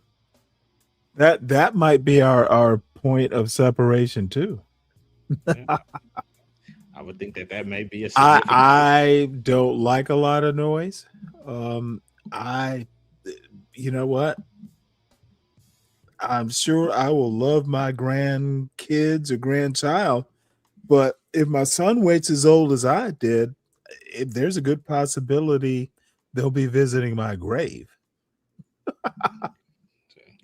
Don't wait till you're 40, son. Daddy will be 80 or older. So yeah, you never Yeah, know. and by the way, son, tell your kids to leave sunflowers on my grave. I loves me some sunflowers. My favorite flower are sunflowers. See, I've gone to that level of detail. You never know. You may have a Godfather ending. Grandchild Anthony in the garden, and you're playing. So you never know. Well, let me put it to you this way. I've had a Or few people threaten to pull up, and I'm like, I got a long driveway. I will see you before you see me. well, anybody that uses that terminology, I don't think you have to Yeah, yeah, worry yeah. about. Yeah, that's true. You're talking about people who probably would have a difficult time following the instructions of GPS to even find it. Yeah. Let me tell you something, SKC. Now, here's where we're similar. We probably have the same, let's use the word disdain for people who can't fucking read. Most of these motherfuckers can't read. They can read a street sign, but you Oh, hand them, you give them that much? yes, SKC. Oh, okay. That's where we differ. Yeah. I think they can read street signs. No, I don't. I Now don't a think so. map, thank God there is Google Maps, because those old, like, you go to the little, you go to the truck stop and the paper maps. No, they would not be able to handle a paper map. They wouldn't know north from south, east from west. Yeah. So yeah. Point in case of what was the term that they used? Would you say pull up or something like that? Like the diapers or Pull up, something? It's like yeah. pull Come on. up. If I'm you have gonna someone pull up. if you have someone using that type of thought process, it's like come on. Oh, motherfucker, turn on your cam. Cam up, bitch. Oh my goodness. Oh See, shit, that shit is funny. see, you're gonna have to sacrifice some of your time online with these people and find a nice book club or something. No, you know what? I don't do book clubs. Look, I'm not a joiner for starters. I learned, it's so funny. And this is my father asked my son Do you have a study group? Like my father is a big fan of study groups and stuff like that. And my son, I don't know whether he was telling the truth to humor granddaddy or whether he actually has a study group. I don't care. I've literally never been in a study group. I learn differently. And I find people like studying with other people, dude, they're slow. You know, Sometimes I can read something once and I get it. And I'm not going to fucking sit here and have other people see. I do have the disdain that you have. Maybe I think other people are slow. I mean, it just depends on who you choose as company. I'm not doing study groups. So, if my father and my son, if they agree on study groups, cool. I That's between them. See, my son will be 20 in June. He and his grandpa or granddaddy, because grandpa is my father-in-law. There's grandpa, there's granddaddy. And whatever the adult relationship he forms with his granddaddy and his grandpa are, that's between them.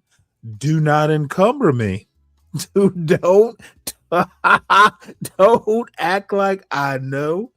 And I'm telling you from personal experience, like, well, didn't you talk to Trevor?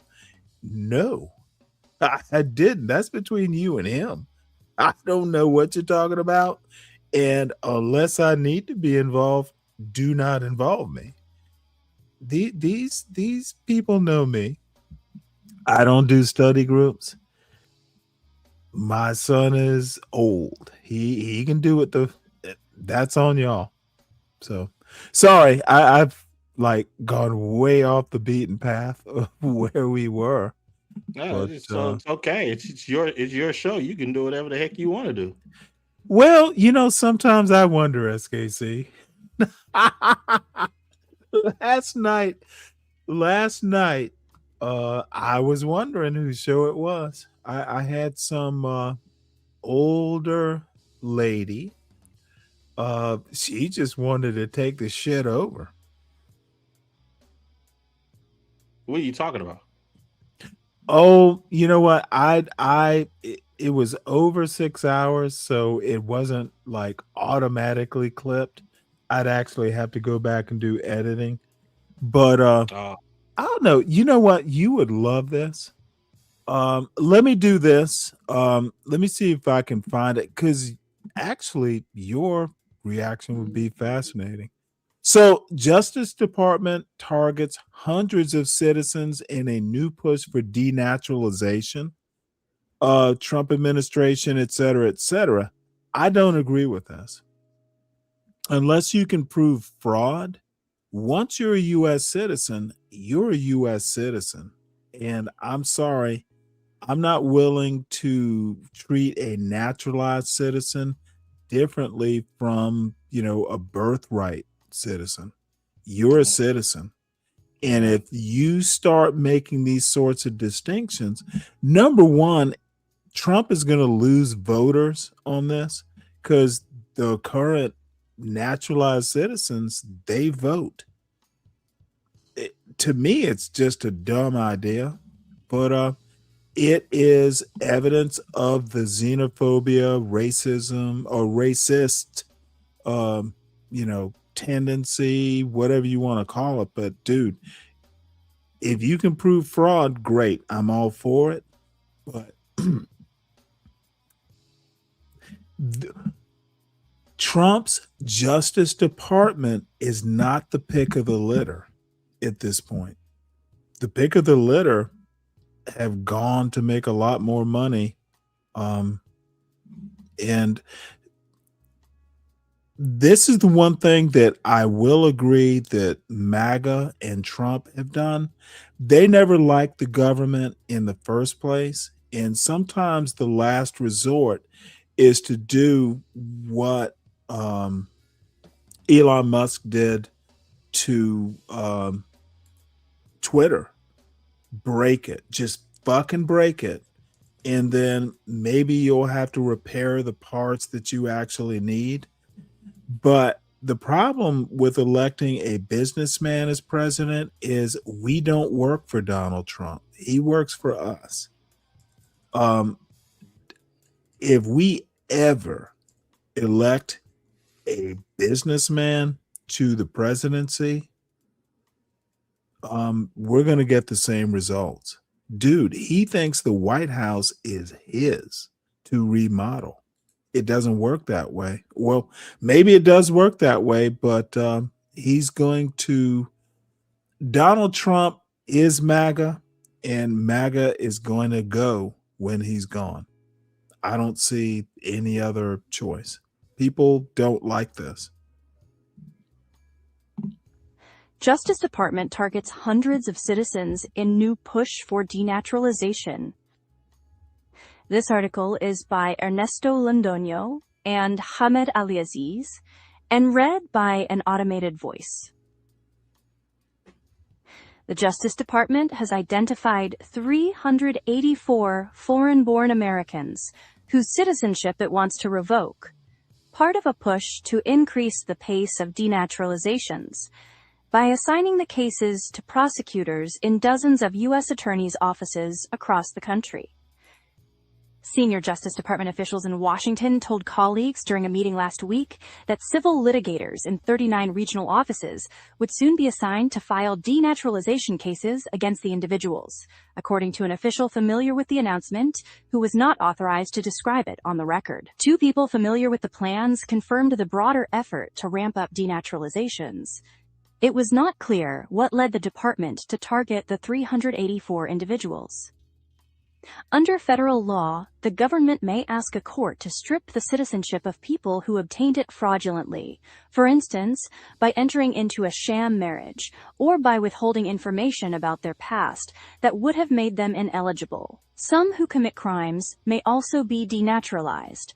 The government must present evidence to a federal judge through a civil or criminal proceeding, making the process challenging and time-consuming. Traditionally, experts in the Department's Office of Immigration Litigation have handled denaturalization cases. But the effort to enlist regular prosecutors to pursue these cases could lead to a surge in denaturalizations, which have been rare in recent decades. It also comes just months after Trump administration officials ordered Department of Homeland Security staffers to refer upward of 200 denaturalization cases a month to the DOJ.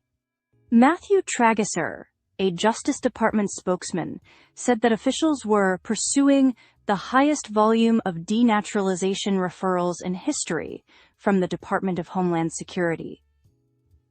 The Department of Justice is laser-focused on rooting out criminal aliens defrauding the naturalization process, he added. Citizenship fraud is a serious crime.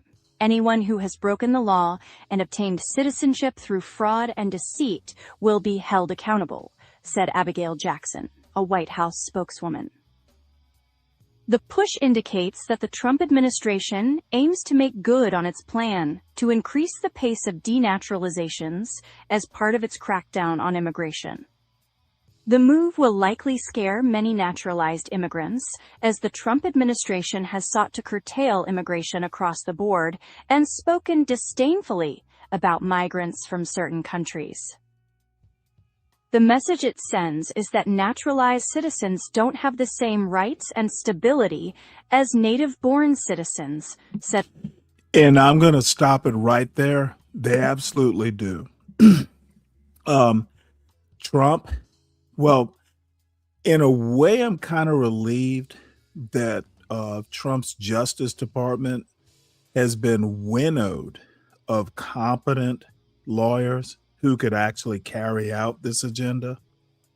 But kind of sad.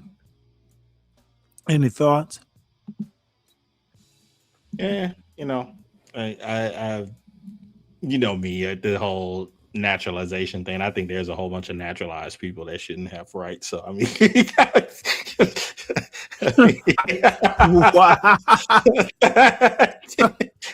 Okay, well, okay then.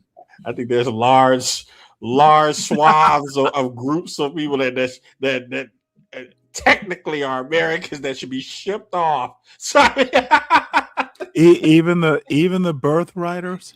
yeah, they should be shipped off. Damn, dude, that's fucking harsh. Even I have nothing to say to that. That's they need to learn. Well, I'll just put it this way: a lot of them have head theory knowledge of how other countries and places work, and what they need to do is they need to connect with some of those places and experience what it is to be there without a hope of returning home. So I would like to give them that grand adventure to test their world theories with their lives. okay. Well, John Phelan out. And we're switching gears. John Phelan out as Navy Secretary in latest high-profile Trump administration departure. Well, as it turns out, Phelan, billionaire, major contributor to Donald Trump, and apparently he's had some clashes with Hegseth. So Hegseth has decided to get rid of him. But here's an interesting thing. Sounds like a classic case of learn how to get along with your superiors. Okay, well, no. He doesn't have to. Billionaire, civilian position. Firing him is not going to hurt him. Not gonna hurt What him. I was gonna say is Hegseth has had a lot of people fired or exited. Hegseth is not gonna survive. He's not gonna survive this war. Donald Trump is gonna wind up blaming Pete Hegseth for this failure to subdue Iran. Okay. You don't agree? No, I like the firing. Yeah. If you can't do it right or my way, no, that is not a way to run a company, country, or even a family. Yeah, I mean, all of the I'll say all of the old school stuff with that. I would say old school. Some of the things that came up within the military with all of the LGBTQ stuff and all that. Have you ever been in the military, by the way? No, never have. Gotcha. But I don't like it. Just curious. So I welcome your thoughts on the military.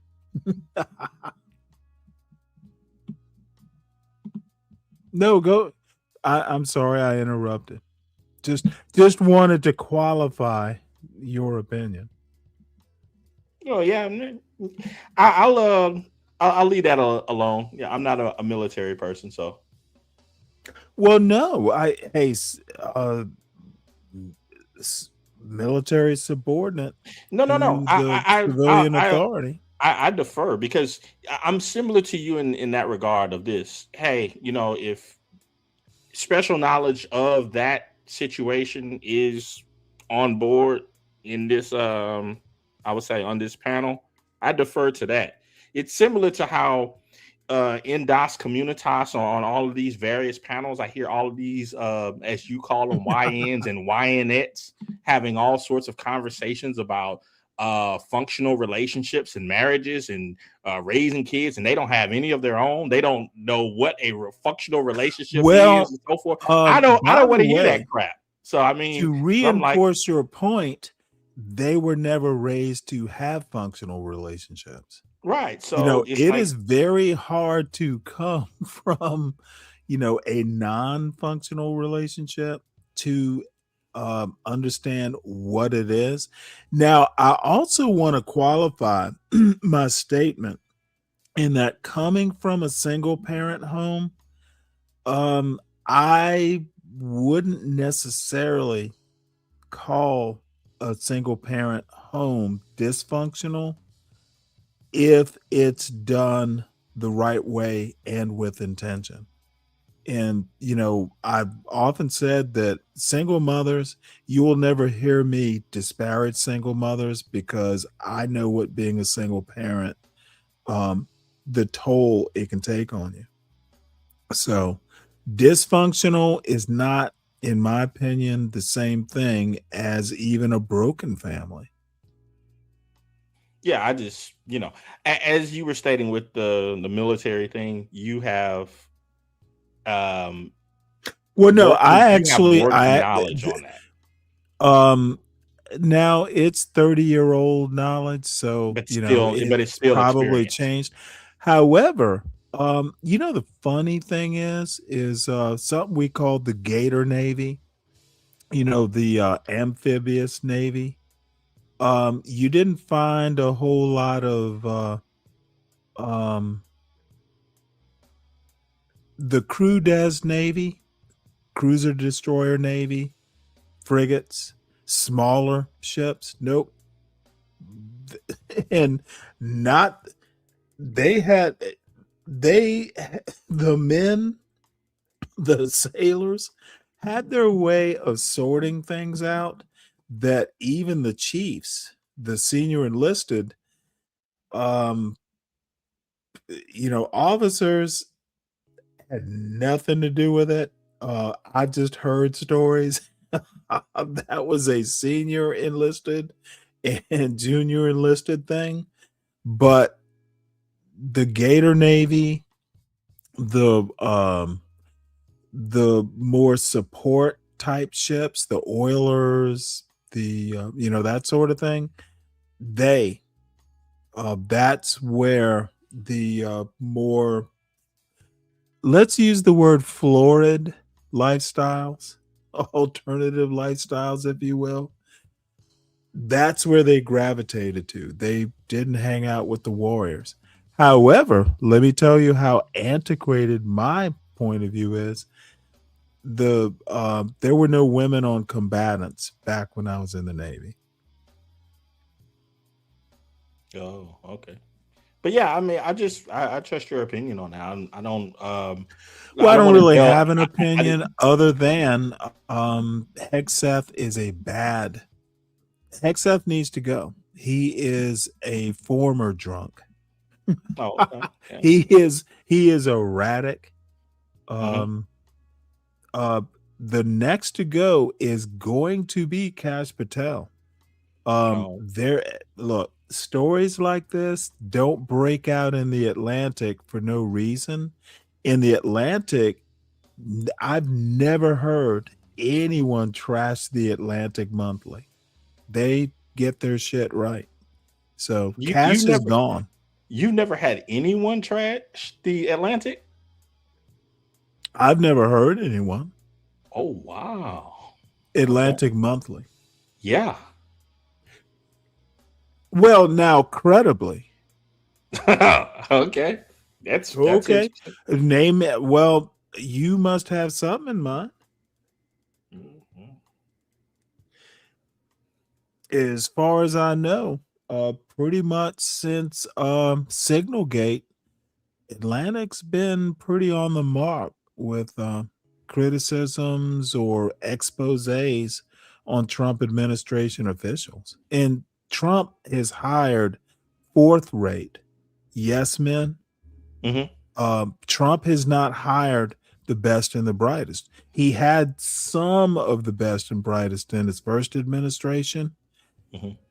This is Trump unchained, Trump unbridled Yeah, in this second administration, and he is failing I miserably.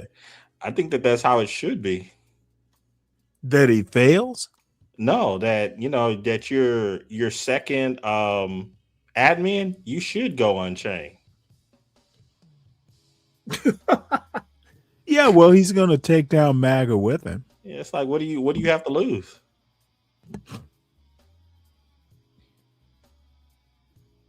Oh boy, lives? Eh. No, tell that to Alex Peretti and forget the lady's name. Dude, there are actual American lives to lose Oh, when a okay. president gets it wrong. Okay.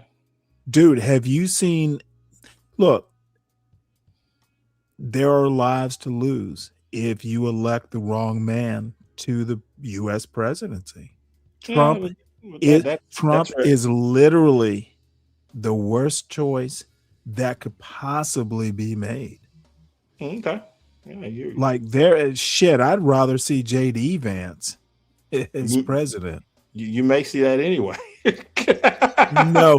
Okay, if you actually think that, then you haven't been keeping up with politics lately. No, JD I Vance, haven't. JD Vance is not going to be president. Okay. Not in 2028, probably not ever. He's dude, even well, let's not talk about the MAGA racists who want to have problems. And I think his wife is just like, she is a fine woman. Oh, I mean, Lucia? fine as in the old-fashioned sense. We'd be lucky to have her as a first lady, but he's the problem. Oh, okay. As a matter of fact, Usha might make a better president. Hey, you never. Yeah, I'm. Like I stated, I have not been in the mix of it all. As I told you, I've been trying to play super dad, so and enjoying my time. So. Dude, all I have to say is salute to you for that. I did come across this. You get to do it, dude. How many black men or men in general get to do that? You're lucky. Well, I'm just a man. That's all. No, I think you're a Superman. Well, just I'm Superman to my kids. Well, don't forget to be human to them too. You bleed. Yeah. But my one of my nephews did send me an interesting. I don't know. I guess they're getting into their phase of conspiracy theories, and but okay, wait, whoa! How old are your nephews? One is 16, and the other one. Okay, is so 19. they know enough about life to have conspiracy theories. Interesting. Well, I mean, okay, you know what? Please tell me this story. Do 16-year-olds know enough to have conspiracy theories? Well, when they hang around older people a lot and actually engage with them then the older people are the problem. Yeah, well, there you go. Don't be treating 16-year-olds like equals. I'm not saying that they're equals. I'm just stating that they have minds. Okay, I don't think 16-year-olds have the types of minds that should be repeating conspiracy theories. And the adults who plant conspiracy theories in the 16-year-olds' minds are irresponsible. That's no. That's my opinion. I'm not there. I could be wrong. Just my opinion. Yeah, I don't think the adults planted anything. I just think that the adults have taught them to analyze the things. Adults have miseducated them. That doesn't sound like teaching. No, I don't think it's been miseducation at all. It's Did you say conspiracy theories or did I mishear you? Yeah. Even you are calling it conspiracy, so I know it must be bad. I don't know, man. It's I chuckle and I kind of shake my head, but whether it has merit or not, I have no idea. Well, 16-year-olds should always be pursuing ideas, philosophies, learning in general with merit. They can make up shit when they know enough of the actual knowledge. You make up stuff, but at 16, dude, it's scary that 16-year-olds are picking up conspiracy theories. Where is America going? Well, I think just knowing that we live in an age of information where people have a plethora of We content live in an things age of at their, misinformation at their too. fingertips, then you have more people that can synthesize information quicker than we did. No, I don't think people actually know how to synthesize. And synthesize assumes creating. You mean how to take disparate strands and weave a narrative? Yeah, almost like Okay, that that's book. not synthesizing. That is taking information and creating a narrative. Oh, yeah, Synthesizing I'm basically sorry. means you're creating. I'm sorry. I was paying too much attention to that lady who was talking about her instigator book. Well, that's been a while ago. I You're still know. stuck on her. I have What do re you I think have of her? re I thought she was cute. I have recall. You're stuck on her and her book. Interesting. No, I just have recall. No, I just think you're kind of sweet on her. No, I just have recall. You're still thinking about her. What? Almost 2 hours into the show. No, it's like you were talking earlier about the ability to be able to hold long form thoughts. It's almost like going to an opera. You're there for 3 hours, so you should be able to weave So an hours opera of is information long together. form thought? Yeah, yeah, it is. An opera is entertainment in the end. But it's still long form thought. Is it really? It is. I never thought of entertainment. Is a football game, they can be 3 or more hours. Is that long form thought? Well, a football game is not weaving A football story and game can have narrative narrative if you look for it. if you look for it, but that's not its main aim. Now, what type of opera?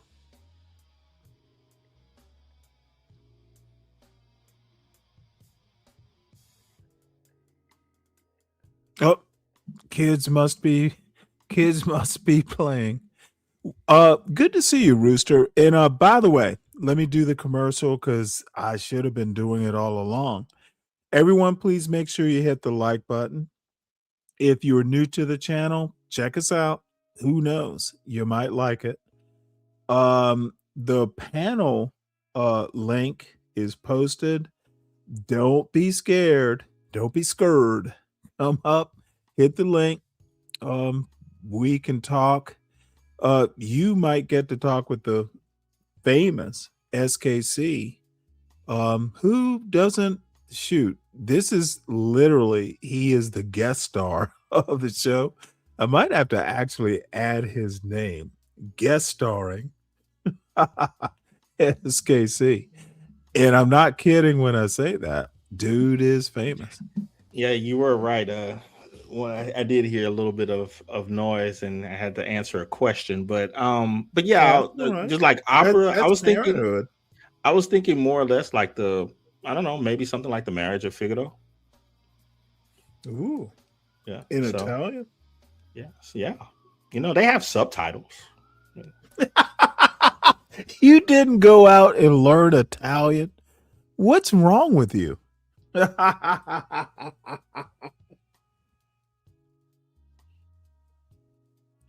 Come on now.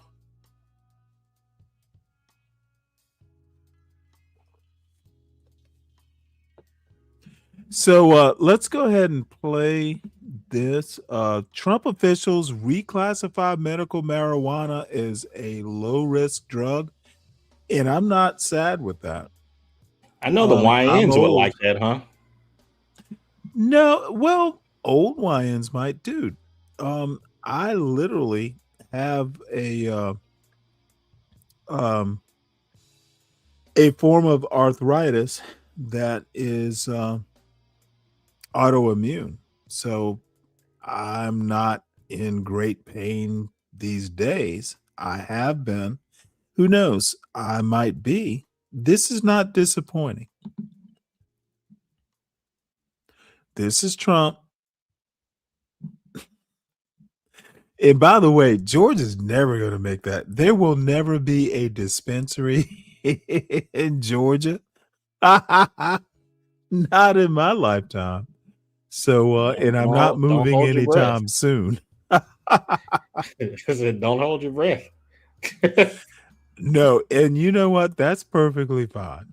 We'll be okay. Those At Atlanteans. Racetrack, you'll find Administration on Thursday announced that it was loosening restrictions on marijuana to boost medical research, days after President Donald Trump appeared to express frustration with the pace of easing federal restrictions on illegal drugs. The Justice Department said that it was immediately reclassifying marijuana products that had been approved by the Food and Drug Administration as lower-risk drugs and establishing a new registration process for state medical marijuana licenses. Okay, for the folks in the chat who actually understand what I'm about to say, this sounds exactly like questions to ponder. This is ponder. Acting Attorney General Todd Blanche also said that the administration would hold a new hearing to fully reschedule marijuana under the Controlled Substances Act. These actions will enable more targeted, rigorous research into marijuana's safety and efficacy, expanding patients' access to treatments and empowering doctors to make better-informed healthcare decisions. Blanche wrote on social media, "Marijuana has long had the same Schedule I classification as heroin, but administration officials have sought to reclassify the drug as Schedule III, similar to some common prescription painkillers. Medical marijuana is now reclassified as Schedule III under the Justice Department's order, which does not decriminalize marijuana for..." Well, here's the thing. I read something the other day from the New York Times. There are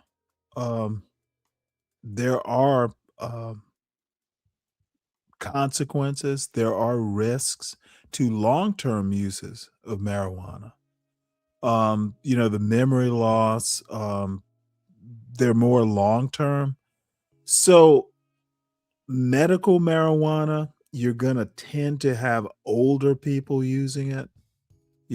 I can tell you from personal experience, sometimes I think, I do a name, like I need to know a name now and I can't remember it. So our memory's already shot. Some 20-year-old, I don't have a problem. I called somebody, what did I call him? A pothead. And then I got teased for using an old-fashioned term, but I was right. It's like, medical marijuana is not a YN thing, I guess is my point. Old people might need it for pain relief or appetite. This isn't like YN sort of stuff. For recreational use. Some healthcare advocates have spent years pressing for more access to marijuana as a potential treatment, warning that restrictions on the drug made it too hard to conduct research.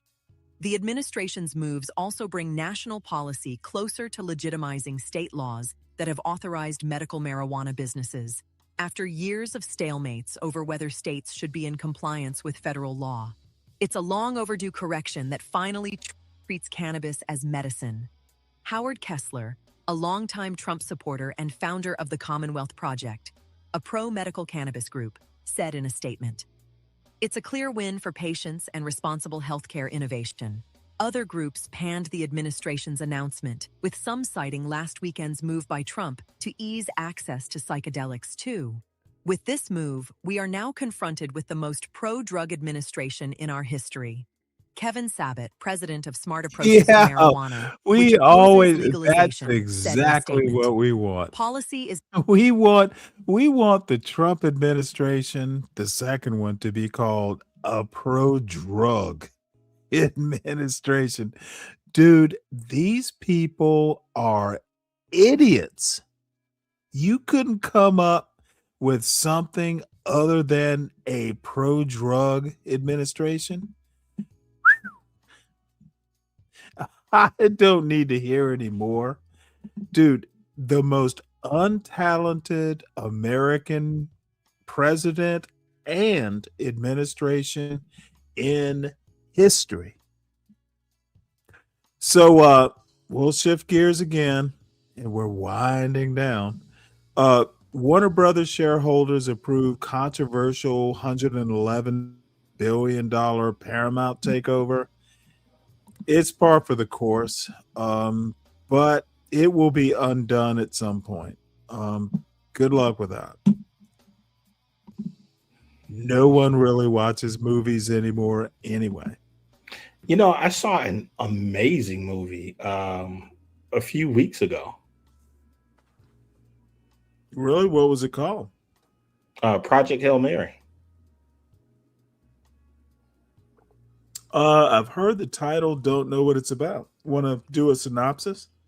Well, it's an Andy Weir book. So he's the same. Oh, the same author. guy who wrote The Martian. The Martian. Yeah. Right. Yeah. I think that you may funny enough, I literally just rented it from Amazon like 4 days ago because I'd seen it once and I love that movie.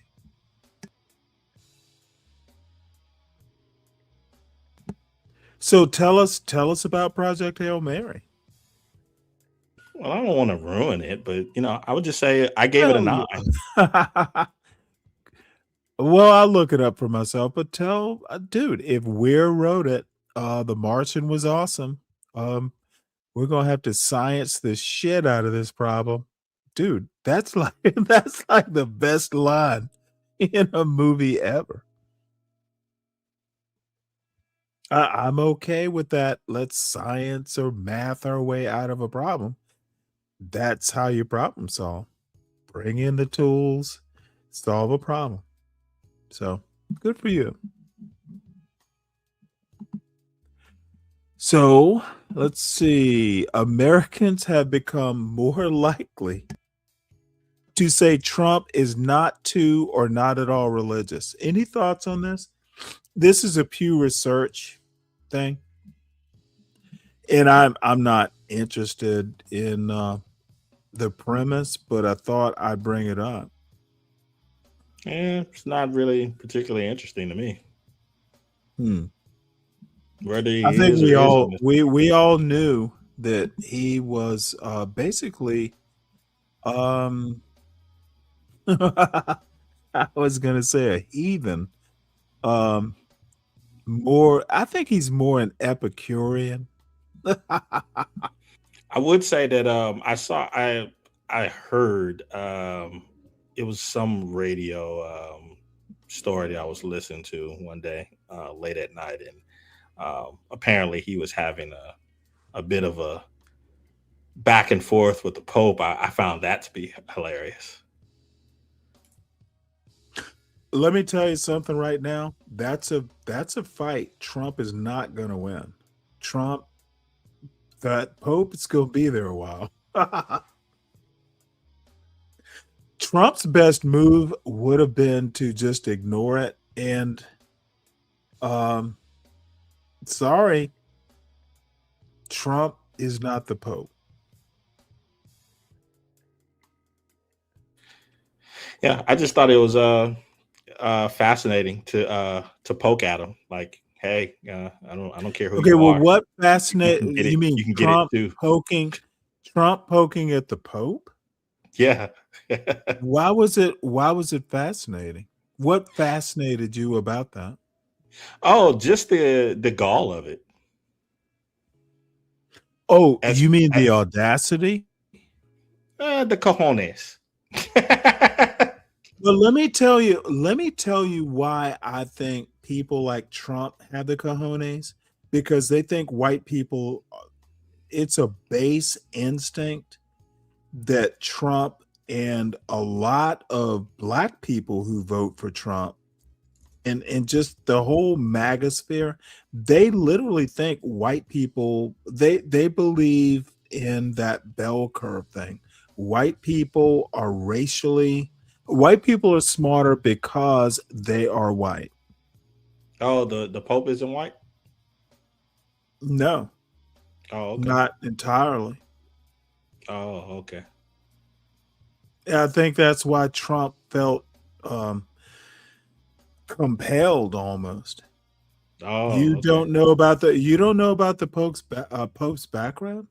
No, I just see a white man. Oh yeah, again, very surface level, YouTube YN level, superficial level. You might want to know what you're talking about. He looks white, Okay. and a racial America would look at him and say, "Oh, that's a white man."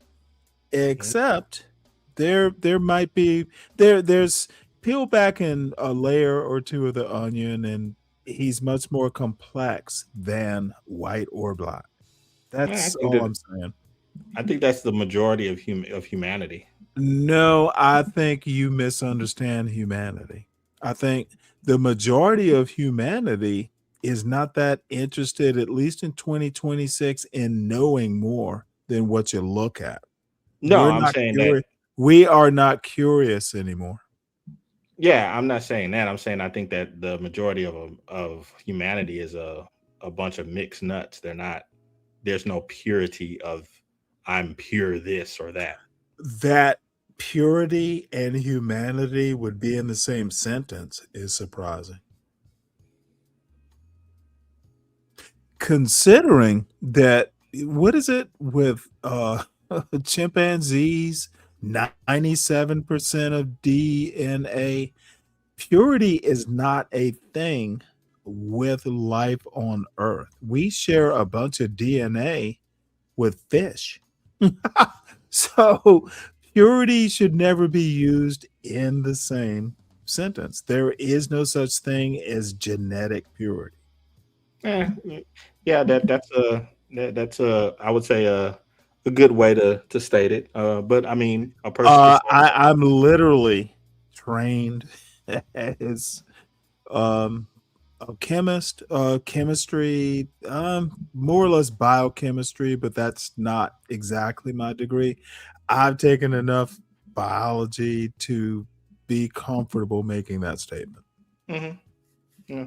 And what people don't understand is that I know the science about a lot of things, but I'm also good with the words. So, speaking of words, it's 2026. Why are we still speaking English? This is Washington Post. Don't don't exactly know, because I didn't read it on purpose. So let's listen to this. Mm, you can. And of course, let's Of see course, here. this is a Washington Post thing. Of course. Why are we still speaking English? Well, of course, it's not working. Yeah, It because it's such wants an to easy load. answer. Because America is still the most dominant country on the face of the planet. That's why. That's Trump is going to change that. We That's will not be. Trump is shortening the time we will be dominant. That's fine. But as of this moment of speaking the No, words, it's not fine. Not from my perspective. Not. but as of speaking the words, I fought to sustain the dominance, and Trump is undoing it. Almost every day. Well, here comes that callback again, because that lady with her instigating book doesn't want America to be at the top anymore. No, you misunderstood what she said. No, I haven't. Maybe there's a reason we think we're speaking English. Look, all she said was black women had a lot to do, or had a role in American independence, American culture, civil rights movement. Where yes, you didn't know that? Okay, so do you think black people had anything to do with the United States being independent? I'm not going to do this with you today. No. I'm not going to do this with you because today. you should. No, I don't know anything. I'm not going to do this with you today. Probably the third ass whipping you'll get on historical matters. Black people Black people had women. Nothing to do with it. Black women. So you see how you okay, well, hold on. How you doing your twist? So black women aren't black people. We don't even know the definition of black woman.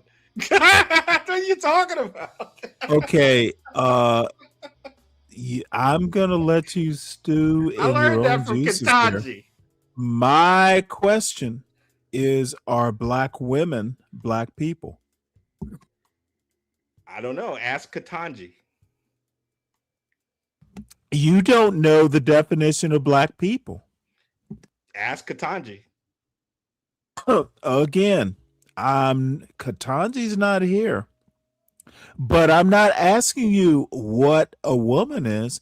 I'm asking you what black people are. Are black women black people? It's not germane to our topic. Okay, no. See, this is what I expect. This is where we're different. I know what a black woman is. Mm-hmm. I know a black woman is a black person. Okay. You seem to have some doubts. I don't know. It's You don't know if a black woman is a black person? I don't know. It's 2026. Oh boy, this is the same rules may not apply anymore, baby. No. Yeah, language changes. You're getting that laugh you get when someone puts you in a corner and asks you a hard question, and you think that laugh is going to distract from. I'm not distracted. I answered your question. Your inability I answered to your question. Answer a hard question. No, I'm going to ask you. I'm going to ask you again. No, you did not. I answered it. Yes, I did. You think you did, but you didn't. Dude, I can't. Dude, you didn't like the answer. I am literally disappointed, if not outright shocked. Is a black woman a black person? I repeat, I don't know. This is 2026. Okay, I just needed you to repeat that. Yeah, I told you I gave you my answer. Just to make sure you actually said that. Yeah. Dude. Yeah, I don't know. I don't know, man. You don't know if black women are black people. No, I need. Okay, let's move on. I'm not going to belabor. Yeah, please don't. You already have. Okay. Well, I just wanted to give you a chance to redeem. I needed to make sure that I gave you a chance to. Okay, I know you want to overtalk me. I know you want to overtalk me, but I'm talking right now. I wanted to make sure that you had a chance to redeem this point. Dude, you and I are definitely different on that point. Yeah, I take people at their word. You don't think black women are people? I said what I said. You did. So this belaboring of chances of this or that, No, it was like, no, no, wait. that's You're unnecessary. belaboring it now. You're the one belaboring it. No, I'm I'm going to moving move forward. on. I'm going to Moving move on. forward. Lest I am going to move on, lest I be soiled by your iniquities.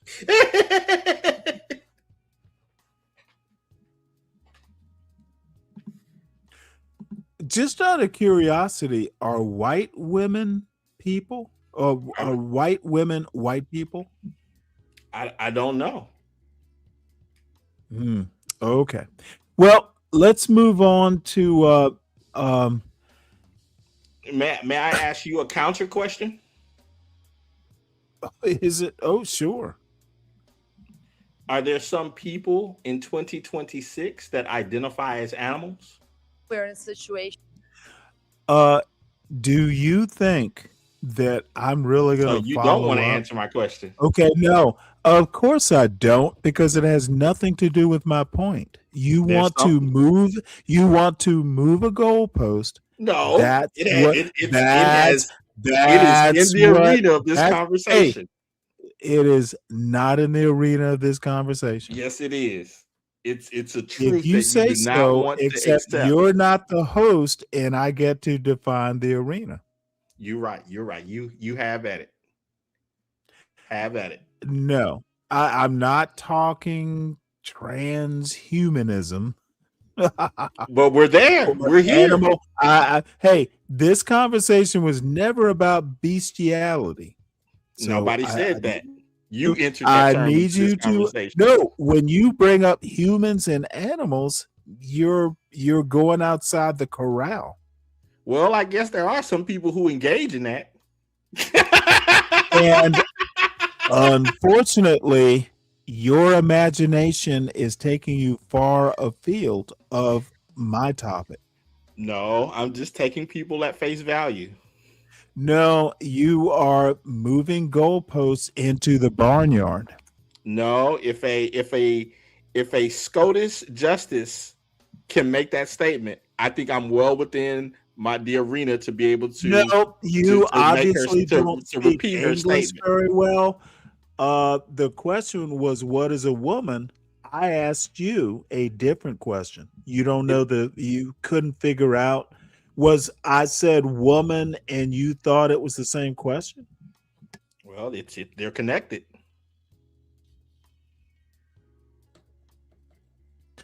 Unfortunately, you're wrong on that one. Okay. If you can't define a woman, how can you define if they're a person? It's really ABC stuff.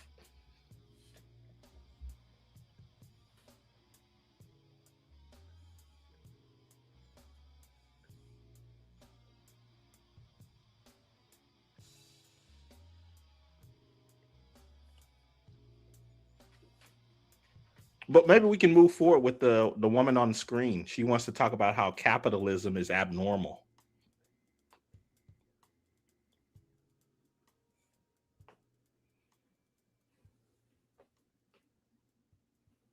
Oh yeah, Clara Matai. She is an economist who she's at the University of Tulsa or something like that right now, but she's Italian. And I agree with her. So let's listen to before you push play real quick. Before you push play real quick, I just a question. Do economists exist in Marxism? That's rhetorical. You can go ahead and push the play. Okay, no idea. And, CKJ3, he does not have me in a corner. You are as silly if you think that CKJ3 is making any sense at all. Then okay, I don't know why I'm being overtalked. CKJ3, you have the same problem as SKC. You just don't know enough. We're cursed with knowledge. Or anti-knowledge. Perhaps that would be the view of some people. Ready for me to push play? Sure. Violence of the economy has reached a very, very obscene peak. We have actually 12 people in the world owning more than the bottom 4 billion people. We've built it. We need to see how the systemic forces trap us and shape us. But we're the architects, so there is space for alternatives if we build them. How do you actually think change would happen? Are you a revolutionary? Of course she is. Hello and welcome to Ways to Change the World. I'm Krishnan Giri-Murthy, and this is the podcast where we talk to extraordinary people about the big ideas in their lives and the events that have helped shape them. My guest this week is an economist. Oh, and feel free to tell me to pause when you. I have a prediction. Do you? Yeah. I predict that she's going to advance ideas in which the host will never question the effect of those ideas, but will just what do the kids say? Well, I don't need to use their poor language. He is just going to pet her on her back and stroke her ego instead of asking basic questions of, second, third order consequences to the things that she proposes. That's never going to be a part of this. Well, let me ask you a question. She literally has a PhD in economics. Uh-huh. Have you ever taken an economics course in your life? Don't need to. Okay, no. I just need you to answer the question. I have taken econ. Good. Well, then use your econ. No, I don't need to. There's broader. I'm literally trying to moderate this. We haven't even heard her. Right. This is my prediction, right? Dude, your predictions are trash. Well, we'll see. See, I think you come here sometimes just to sometimes someone needs a level set, and I think that's why you come here. Allow it to play out. I think that's why Deacon Dave comes here. Y'all get so far into whatever it is that gulag bullshit is. You've been listening to too much hood conservative or whoever it is, and you come over here to actually get a level set. So let's see if my while I do appreciate the honor of level setting you, but dude, CKJ3, which is kind of disappointing, thinks that you painted me into a corner. I did. In my response, what corner? Maybe I'm so dumb that I didn't even realize I was in a corner. Yeah. When I literally lost all idea that you have sanity when I asked you if a black woman is a black person, and you said you don't know. I don't know. Well, fine. But what I need you and CKJ3 to understand is after that, I don't know that you know anything. Right. So you can predict all you want to. I think all you know is what you're doing right now. I don't think you know anything larger than that. Right. So we'll just play. Oh, and by the way, just so I can make my position clear, black women are black people. Okay. But let's see if my prediction is wrong. What was your prediction? That she's going to present ideas that are never going to go into any cause and effect of what her ideas may Okay, entail so far as that's trade-offs. gobbledygook. She's never going. Can you actually organize your thoughts into something that's actually understandable? Sure, give me 3 seconds. Okay. She'll never talk about trade-offs, nor will he ever ask them. There we go. What trade-offs? Exactly. In capitalism? No, to her ideas. Okay, see, that's that Jordan Peterson level trade-offs. What does that actually mean? Trade-offs, Consequences. in what way? You know, when we make Okay, decisions. dude, do you actually know how vague your prediction is? It's Nostradamus level. No, it's not. It's Coon of Coonimus.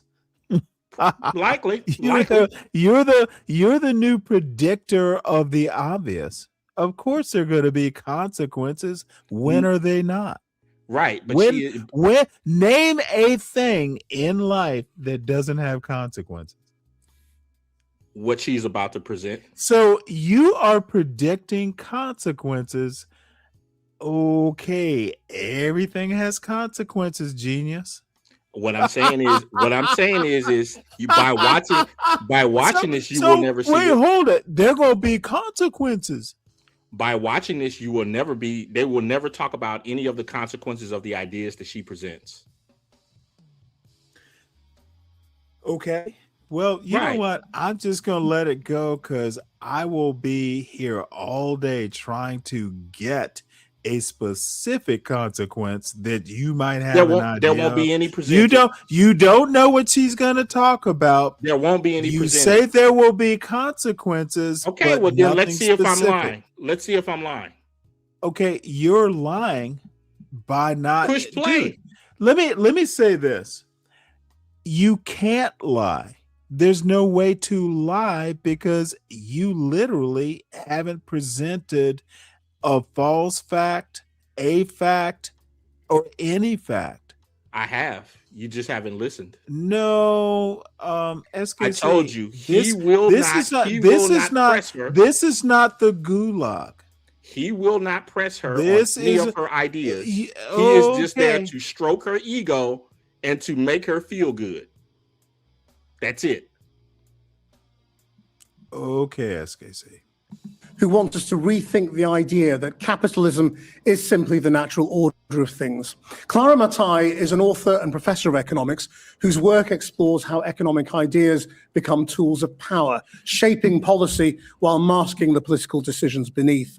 Her new book, Escape from Capitalism, argues that many of the problems that we see as inevitable, poverty, unemployment, inflation, are built into the system and shored up by models and theories designed to convince us that there is no alternative. Welcome to the podcast. It's such a pleasure. I mean, how can you escape capitalism?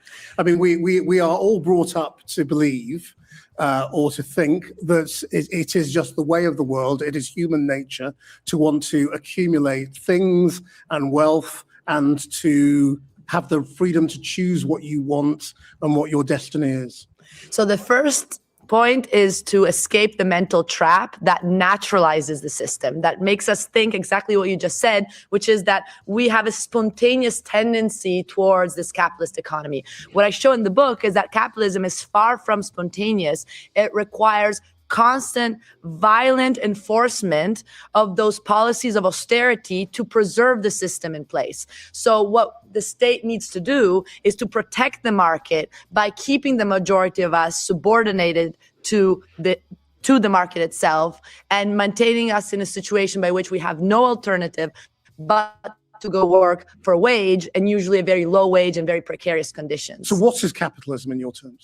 Capitalism is a system based on two pillars. One is wage labor, exactly the idea that the majority on the planet has no option but to go sell their capacity to work in return for a wage and produce much more value than what they actually get in their paycheck and have very little say on how things are produced and why. And on the other hand, private investment. So the idea that it's actually very few that we have basically as society delegated the command over what is produced and why. So private investment and wage labor are the two pillars. And of course, the roof is production for profit. The fact that nothing we have around us would be ever produced if it weren't for the fact that there's expectations to get more money from what you started off with. I mean, are you, so to what extent are you different from the anti-capitalist protesters who've been around forever, who are a tiny minority, but you're sort of respectable and at a university and not hiding your face?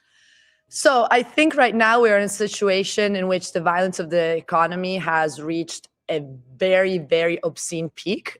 We know right now that we have actually 12 people in the world owning more than the bottom 4 billion people. We have soaring poverty, inequality that is extreme. We know the climate catastrophe, constant wars and militarism and genocide.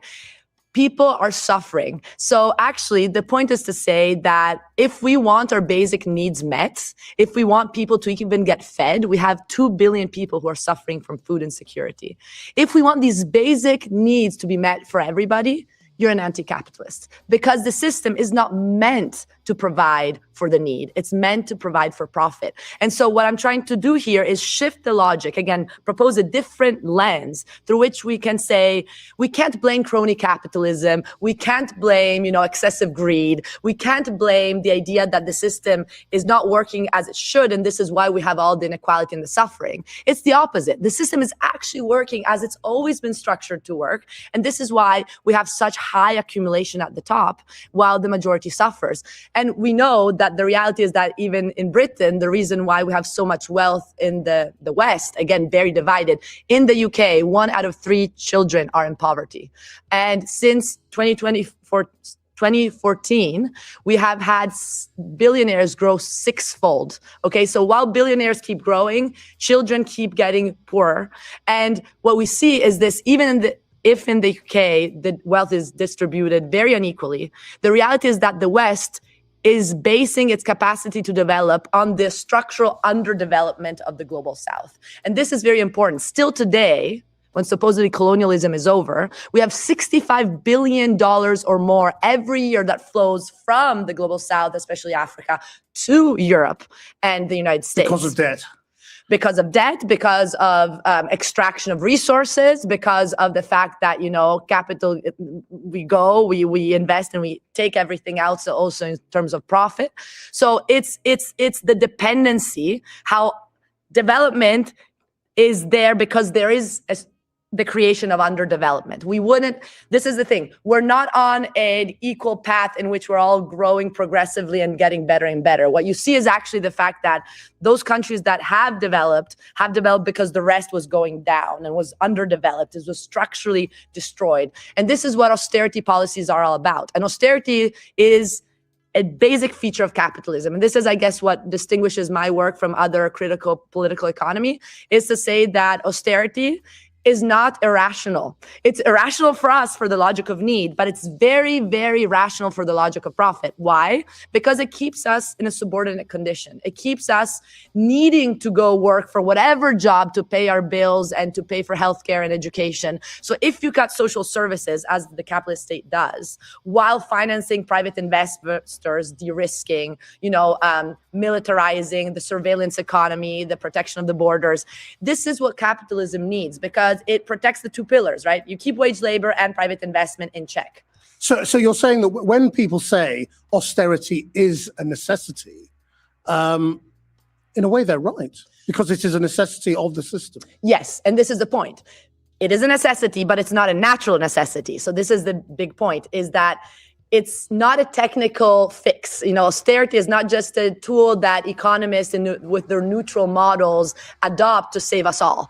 It's the opposite. It's the point that economic models, as I show in the book, are deeply classist in the sense that they depict the problems as being due to workers misbehaving. This is how inflation is understood. Why is there inflation? Oh, because the cost of labor are too high, or because people are consuming too much. This is literally what the models say. So if the culprits are the workers, the solution needs to be increasing interest rates so that you create actually harsher unemployment levels. And unemployment, guess what, is actually important for the system. We would not have capitalism without a good dosage of unemployment. Why? Because if the workers did achieve bargaining power, they wouldn't accept these conditions that allow for profit to keep accumulating. So this is really important, is to realize that austerity is not neutral, it's political, but it's also necessary for this economic system. But I think the empowering element of the conversation is that capitalism is not spontaneous and it has been around for very little time. Only 0.1% of the time Homo sapiens has been on the planet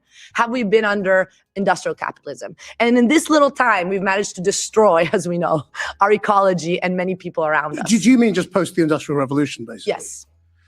But even before that, wasn't it essentially a capitalist system? Yes. Definitely. It was, capitalism was born in the UK. So the cradle of capitalism is right here where I stand today through the enclosure system. And this is very important. This is a story that economics never tells you, because economics as a discipline is deeply ahistorical, purposefully to make you think that this is a natural, spontaneous order. The reality is that if you look at history, our economic system was born through violence. And what was this violence? It was the exclusion of people from the land. The land was the basic means of subsistence in which people could reproduce themselves autonomously from respect to the market. Once you eliminate the self-sufficiency, then people become market dependent, and thus, in a way, necessarily have to accept going to work for whatever situation they can find. Well, wasn't that a product of natural human nature? To acquire and to exercise power over others? I don't think so. If you look at all the... There's a book that I'm still in the middle of, and I've mentioned several times because it's slow going, because I'm taking notes. Empire of Cotton by Sven Beckert. This dude's a historian. He is basically agreeing with her argument. Capitalism is not a natural order of things. Empire of Cotton. Any comments so far there, SKC? I disagree, but it's okay. You think that capitalism is the natural order of things?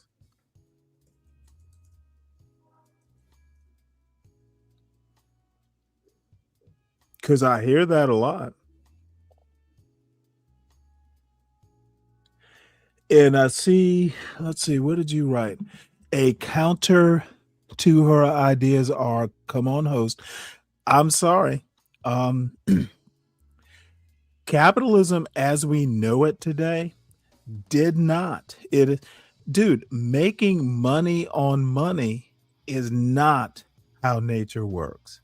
It is literally, I guess you could make the argument that, hey, man in the world thought of how to make more money from his natural brain, but it's kind of not, the point. Capitalism is not natural, and I'll figure out. I'll put the link to the Empire of Cotton in the show notes. And she didn't write the book. It was written like 10 years ago or more. So anyway, and the dude's not even an economist. He's might be I think he's an economic historian or just an outright historian. So she is right, and I have not heard you mention a tome or an idea that is counter to hers. I eagerly await, though. It doesn't make sense to. No. It doesn't make sense to you. Maybe you haven't had time to do the reading. No, I was indigenous saying cultures it doesn't make, in many places in the world. You're saying? No, I was saying it doesn't make sense to present the argument. Okay, maybe you haven't done enough work to understand her argument. I have done just the simplest of research. I understand her argument and I agree with it. Okay, yeah. Again, That I doesn't will make it put right. the link. Yeah, it actually makes it cogent. You don't know the argument, so how can you talk about what's right or wrong? Okay. So again, I will find the link and put it into the show notes for the book. The actual book. The beginning of my argument.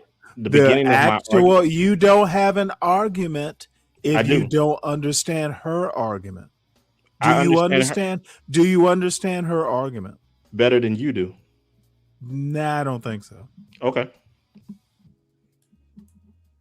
I'm in Oklahoma right now. This was the reservation land after the indigenous people had been kicked out. They had the trails of tears. Many died, and they reached this reservation land, and then all the oil was stolen from the indigenous people. But the indigenous people, the Cherokee Nation, for example, was based on circular horizontal organization through councils. And actually, women had a very big role there. And it was about caring for the commons, caring for nature rather than extracting. So, indigenous values tell you that actually humanity has no essence for self-interest. This is the adaptation under capitalism. We can be different according to what social relations we construct.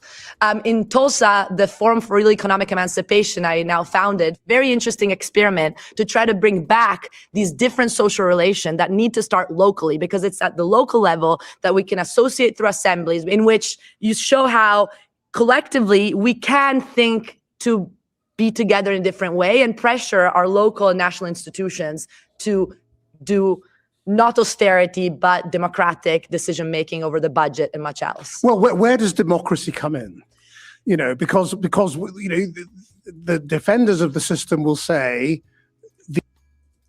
Now, I'm hoping she will say democracy has nothing to do with it. Democracy and capitalism are not joined at the hip. It does not work that way. As a matter of fact, capitalism is anti-democratic. Okay. Watch what she says. These are choices that people have made deliberately through their democratic rights. Well, I would say that these choices have been made by a tiny elite since the very beginning. And they are choices that by definition require the lack of economic agency of the majority. So what you see is that democracy, liberal democracy, is really only a superficial facade. And this is why in my work, historical work, I also show how in moments in which people challenge this capital order, liberals and fascists are great allies. And this has been my work on the post-First World War period. Is you see that Benito Mussolini was adored by the Bank of England and by Montagu Norman. Because let's see what you saw. Looks like my prediction was right. Okay, it looks like your prediction was not only wrong, it's not even in the conversation. Son, I actually know what she's talking about. You are pretending that you actually understand the argument. What did she just say? Who are the allies? She literally said that a tiny elite is making decisions for a majority. That's not democracy. That is not democracy, son. I didn't say it was. He said, well, I'm not done yet. I didn't say it was. Liberal democracy, liberalism, American democracy, you could call it liberal democracy. You could call it Republican, democratic republicanism. A minority making decisions for a majority is not democracy. You could argue it's son, I'll let you know when I'm done.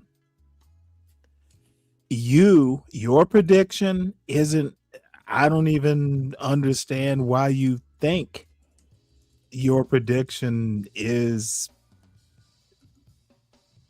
a minority making a decision for a majority is not democracy. Capitalism is not synonymous or even joined at the hip of democracy. Democracy is majority rule.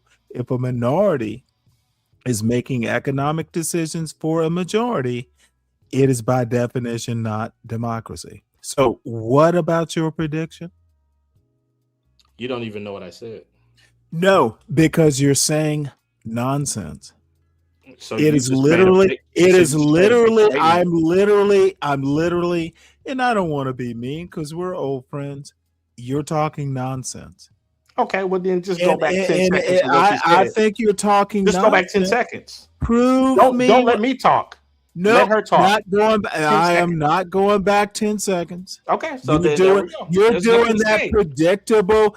predictable YouTube waste time going back 10 seconds.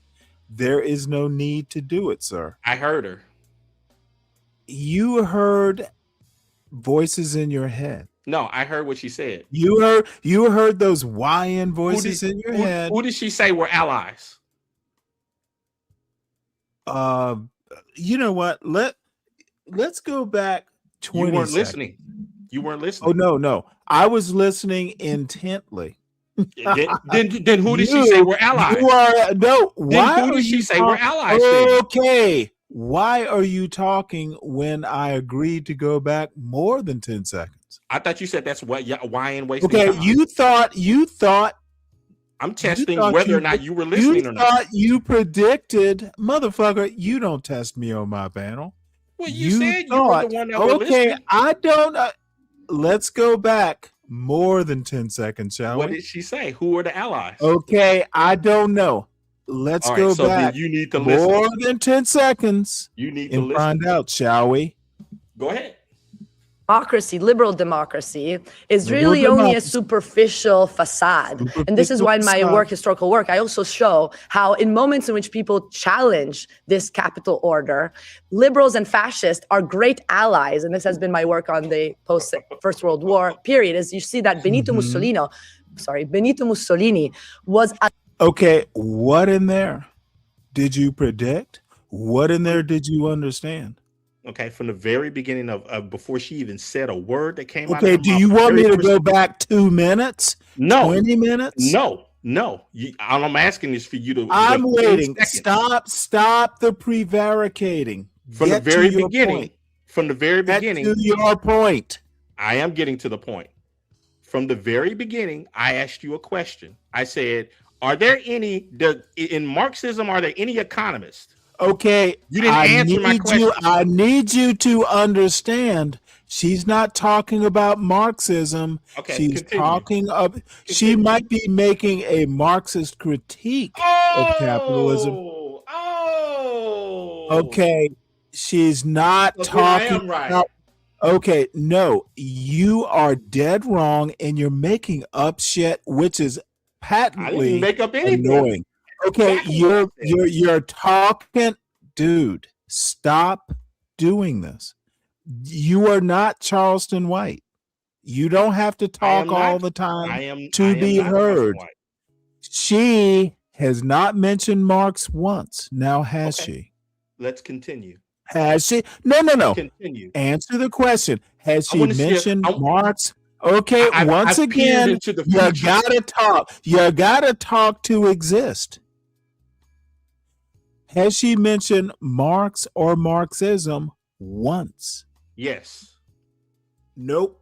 Afraid you're wrong. I've peered into the future. You literal no. She did it in spirit, or I thought she said, or she peered into the sounds Marxist, but she literally has not mentioned Marx. I've peered into the future. Okay, you peered into her very pretty soul. Keep playing.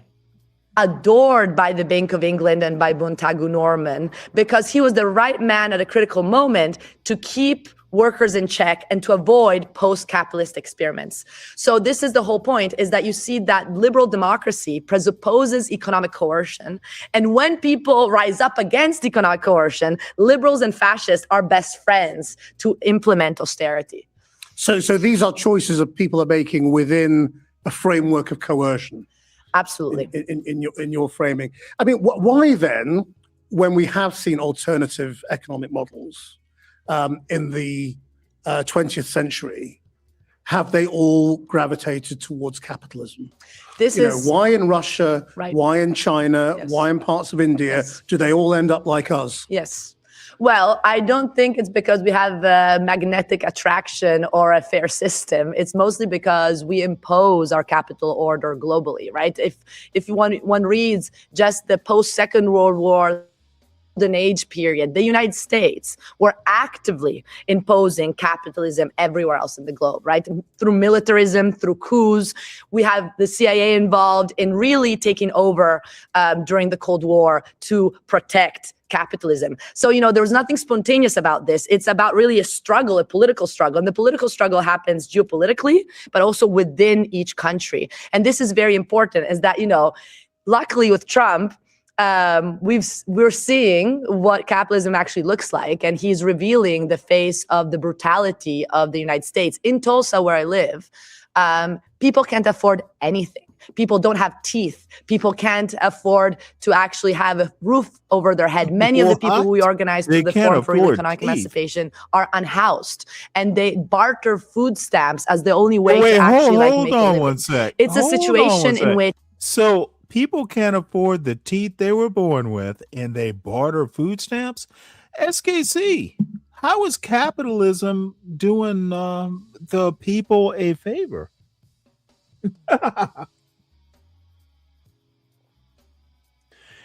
Yeah, let's have a look at this bullshit. So this is too easy. Marxism/communism via socialist. Let me stick the tip in. Dude, again, a very kindergarten level Marxism/communism and then socialist. Oh boy. Have you, dude, now, that I respect you immensely, but you're just talking that old YN, I heard it on a YouTube panel level understanding. Dude, Marxism, oh my God, this is a jumble. This is a old YN mess of a statement. Can you explain what this even means?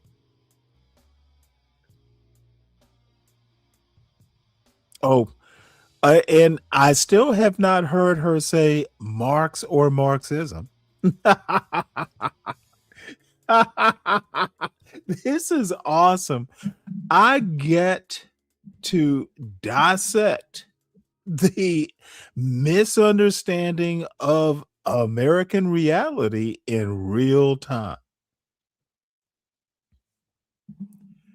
Well, I guess I'll keep playing I was this. talking to my son. But yeah, the lady, You weren't calling him a Marxist, were you? No, that's what I'm calling her. She delves into that. It was obvious. Oh yes, she is. I don't know. I don't know that she calls herself a Marxist. Why don't you But just she's definitely okay. I don't know why you have to overtalk. Oh, I'm sorry. I thought I you don't wanted know. me to talk. I I'll shut don't up. know. Well, not when I'm talking. We need to do one mic. Maybe I should just say one mic. I don't know that she calls herself a Marxist. Wouldn't be surprised if she did. But Marx is awesome in the critique of capitalism. Capitalism literally deserves critique. It is unnatural. She's right about that. It is exploitative. She's right about that. It is not naturally connected to a democratic form of government. She's right about that. Remember, capitalism is economics. Democracy is government. they're kind of, they can be symbiotic, but not necessarily. People need to understand that they're not synonymous. And too many old YNs who get up on YouTube have not done their homework and just don't know shit. So you're not one of them. I just read the I guess the preamble for her book, Escape from Capitalism. It's described as offering an uncompromising defense of Marxist account of society. It's like, this is very okay. basic You sound stuff. all excited. Okay, No, I'm just stating and- this was basic. I didn't even need to read again. it You because I don't already sound knew. calm. You don't sound Because I calm, already knew. sir. That's what she's talking about. She's talking about her Okay, book. so she's a Marxist. And She's that's what I making said it- from the very beginning. Okay, once again, calm down, sir.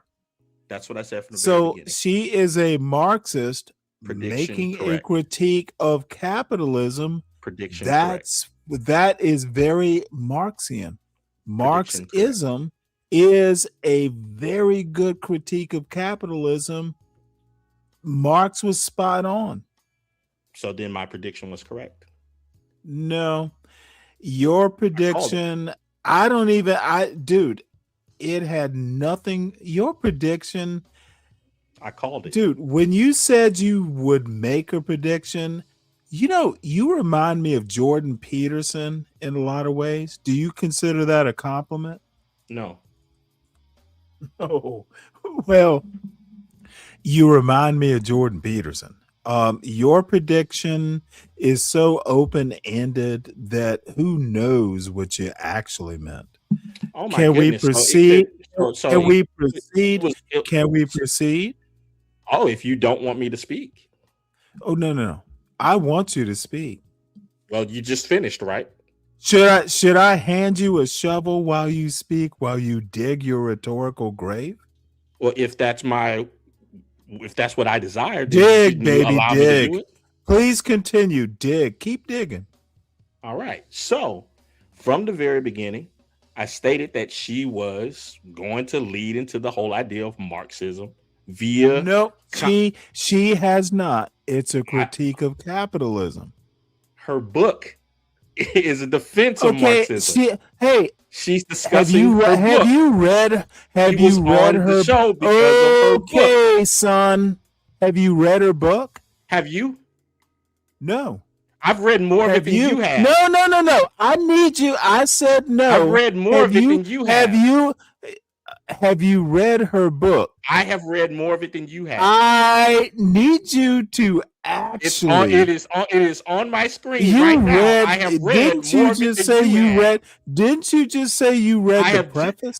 I have So just is read a more of it is a than you have. preface is a preface It's more than you. equal to reading a book? It's more than you. This is so YN. This is so Yes. YouTube. This That's is fine. YouTube That's fine. YNitude. That's fine. This Maybe is we could do YouTube the- YN. maybe we could do I the read math the of it. preface to a book. Maybe we can do the Therefore, math I of it. have read the book. I get it. Maybe You we read. can do the math of it to help you. You read the preface. Therefore, you read the book. Yes. This maybe we can is do the math Izzy of it. Bands. This is John Galt. This don't is know who that Angry is. Man. I don't know who This that is awesome. This is Hoodservative. I read the preface. I read the book. Really? That's what you're saying. I said I read No, more of it than you. that's what I'm describing. No, that's what you said. Did I you didn't say read that. her book?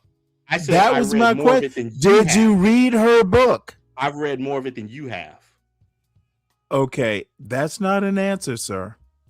It is an answer. You just don't want to accept it. You didn't read her book. I didn't either. I get it. And I know So more. can I know more play about the what it is video than you now, do. sir? Can I play Proceed. the video? Proceed. The money exists, but it's really caught in the hands of very, very, very few hold it. philanthropists Wait, that, by the way, hold on. then benefit from lending money to the city, lending money. Wait, hold it. This man actually left. Oh my God, what on earth? Oh well, we'll have to play it. This is what happens. And Deacon Dave, I hope you're here to witness this. Come on back, SKC. You didn't read the book. I didn't read the book. Your prediction, don't know why you feel the need to make predictions, but let's listen to her. Money to the governments and then get all the interest back. So, and yet, some of the poorest people in America are Trump supporters. So, how have they achieved this hegemony over people who have nothing to gain from it? This is why I think my book can be relevant for people. It's because it's about the narrative. Again, the way we break free is first mentally. And what you need to see is that Trump is thriving on a narrative that has been constructed by mainstream economists for a long, long time, which tell you. Folks, SKC, I consider a dear YouTube friend. He just can't stand the heat in the Stanley versus the World kitchen. Very few people can. Very few people can. Because I understand what she's saying because I've read actual economic history in the middle of one right now. Her point about capitalism is salient, in my opinion. Make all the predictions you want.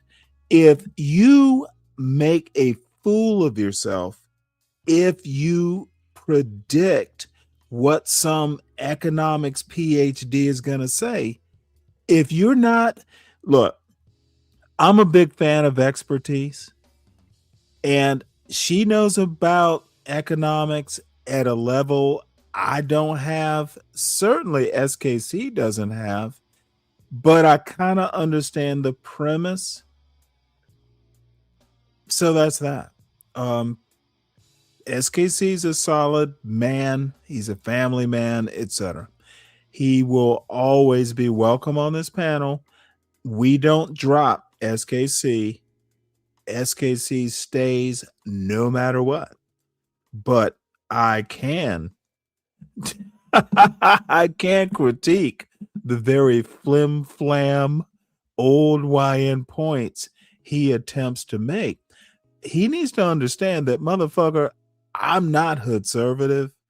I'm not I am not his gulag gang. I know shit.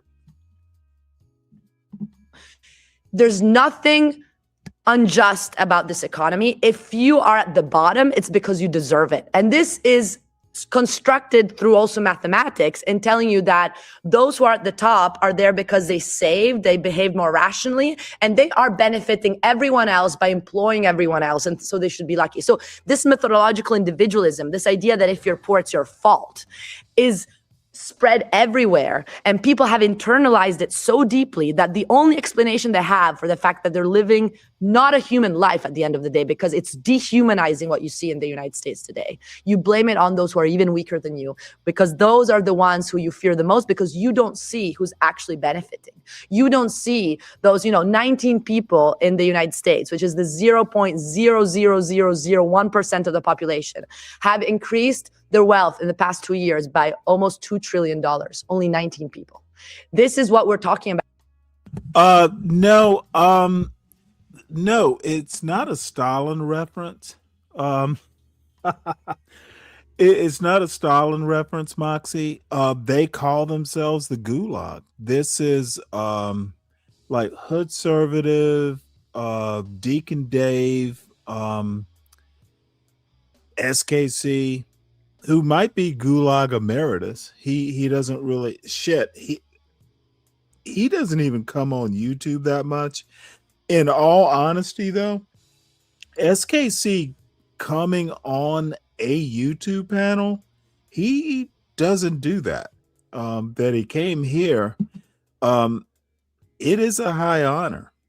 He, like I said, we little YouTubelings He doesn't deal.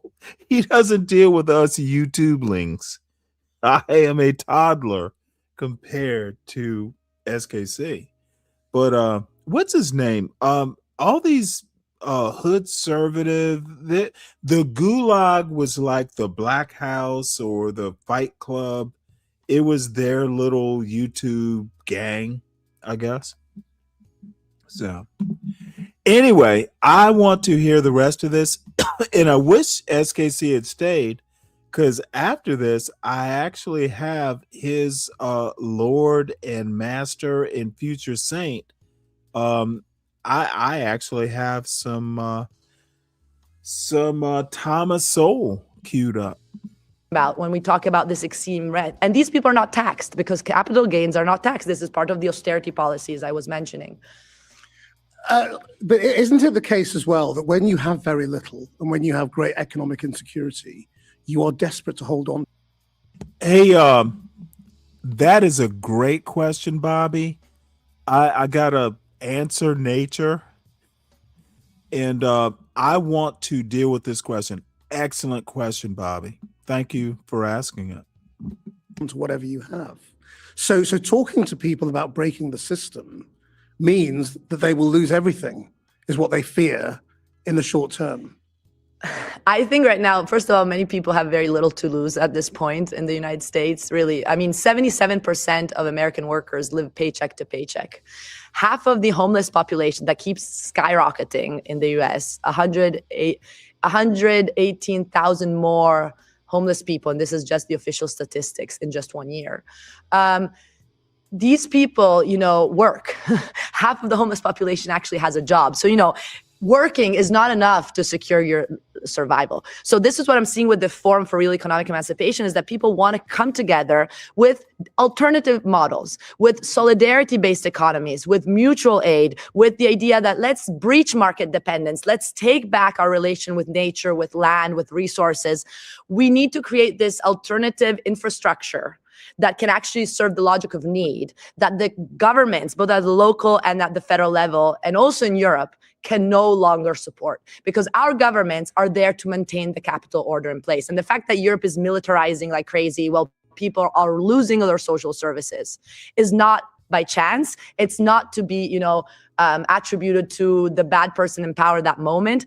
This is the tendency of the system that we, though, have the power to fight against, because the system is us. And this is the empowering message of the book, is to say, we've built it. We need to see how the systemic forces trap us and shape us, but we're the architects. So there is space for alternatives if we build them. Are we also trapped by our education system and the way economics is framed and taught? Completely. So I'm a professor of economics, and I've for years tried to introduce alternative frameworks in the economics discipline. They do exist. They're at the margins. So anyone who who studies economics rarely gets exposed to alternative frameworks. And in my book, I try to expose the classical political economy framework. So it's built on not just my ideas. Yeah. This work is built on a tradition that is very strong. It dates to Adam Smith himself, the founding father of modern economics. Well, people are taught about Marx, aren't they? And that's the only alternative way of looking at the world. Yes, well, I think absolutely the important point is that, Marx has been demonized in all ways, but at the end of the day, he was one of the most important economists ever existed, because again, he did not accept the narrow idea by which things happen because of individual choices. Things happen because of systemic forces that had been built by us. And what Marx says that is very important and liberating is that capital as wealth, as money, is nothing but this surface expression of capital as a social relation, of the fact that we relate to one another in production processes that are very anti-democratic. I mean, what I mean is, you say people are not taught any alternatives. Ever. I'm saying they are taught about Marxism. Are you saying the way Marxism is taught? Okay, so this is important. I think very few people are actually taught about Marxism. Definitely, if you take an econ class, you will not hear his name or even the word capitalism. Let me help him out with that. Marxism is taught in political science classes, but not in econ classes. and again, I'm not an economist, but I've read enough. Marx, as a critique of capitalism, is excellent. And Bobby, socialism, the answer is no. Socialism is not the best way or even a way to combat racism. Socialism hasn't now America is exceptional in a cultural way. Socialism hasn't even been able to deal with class, let alone race. So America has defied socialism. So the answer is no. As a matter of fact, you only hear about markets and individual choices and maximization.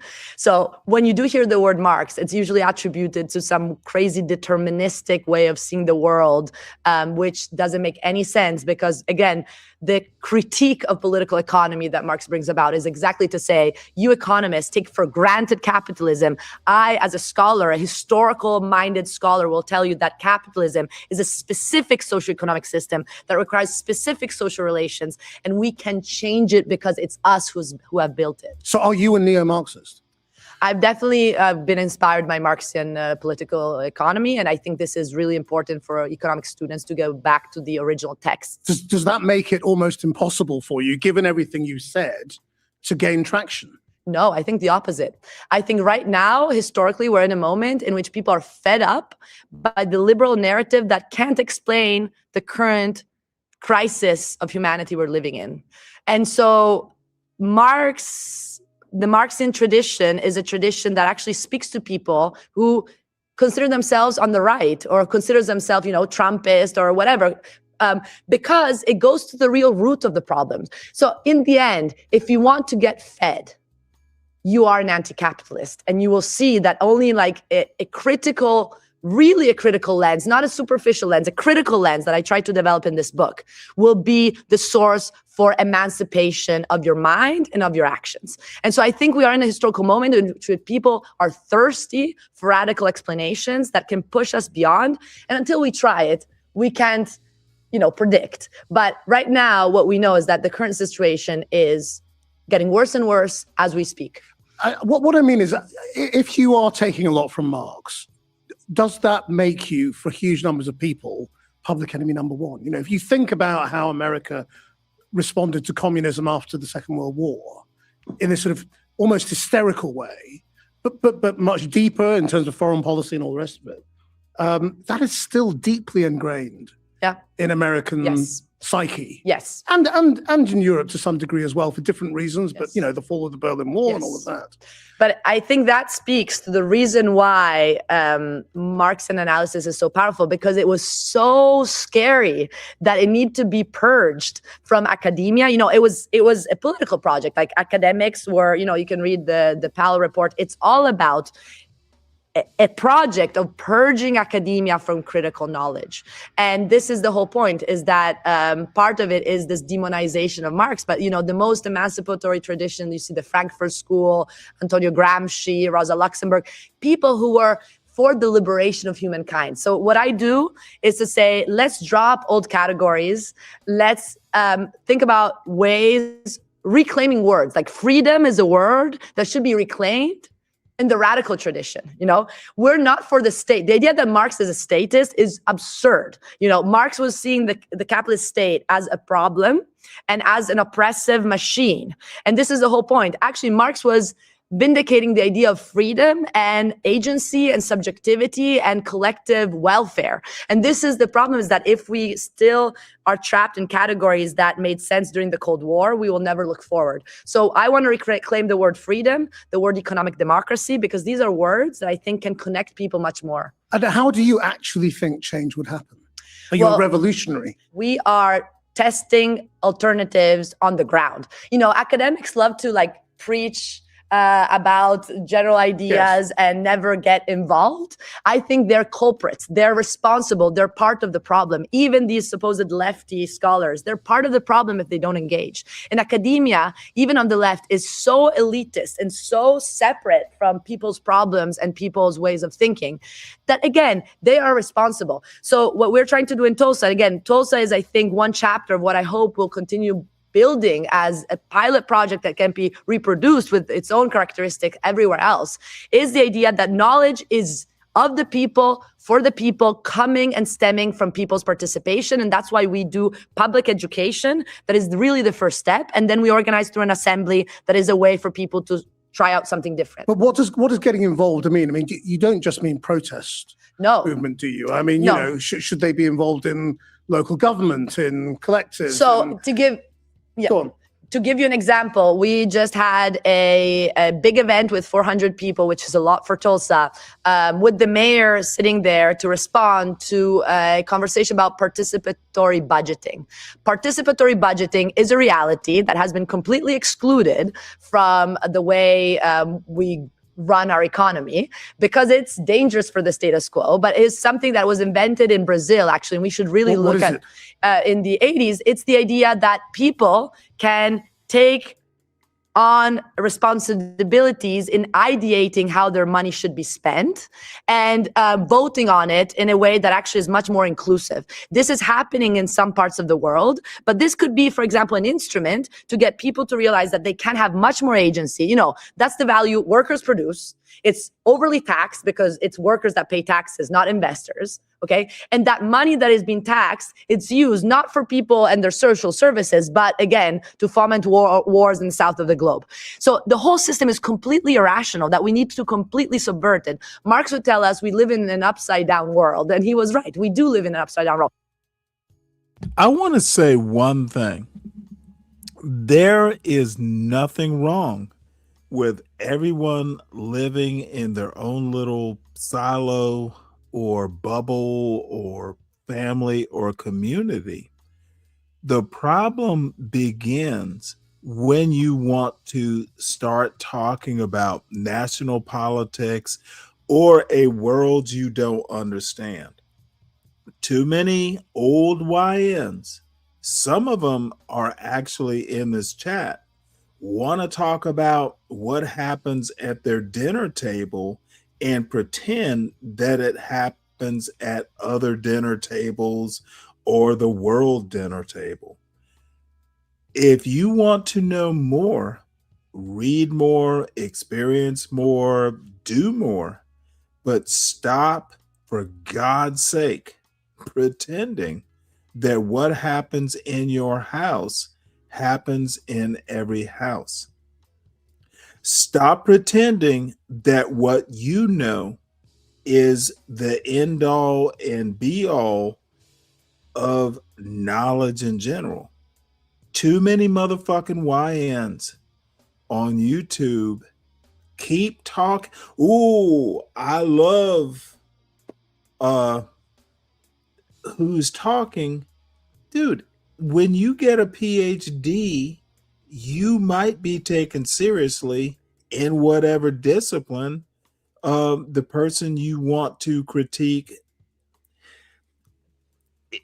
Too much YN, like, if it doesn't happen in my hood, it's not important. But what happens in my hood happens in the world hood. Dude, the shit is boring. I know more than you do, Dave. So, yes, it's what I do. Except I will always have fine print. I am not I try to hold your Yoda accountable. Your Yoda, SKC, doesn't know shit about economics, and he doesn't even pay attention to politics. So no, I'm going to call every political point he makes, I'm going to call into question, because he's A, out of touch, and B, doesn't read books. He only reads prefaces to books. You need to tell SKC, I'm perfectly fine if he wants to come and, talk family and stuff, but don't talk hard politics and economics and world events if he's not keeping up.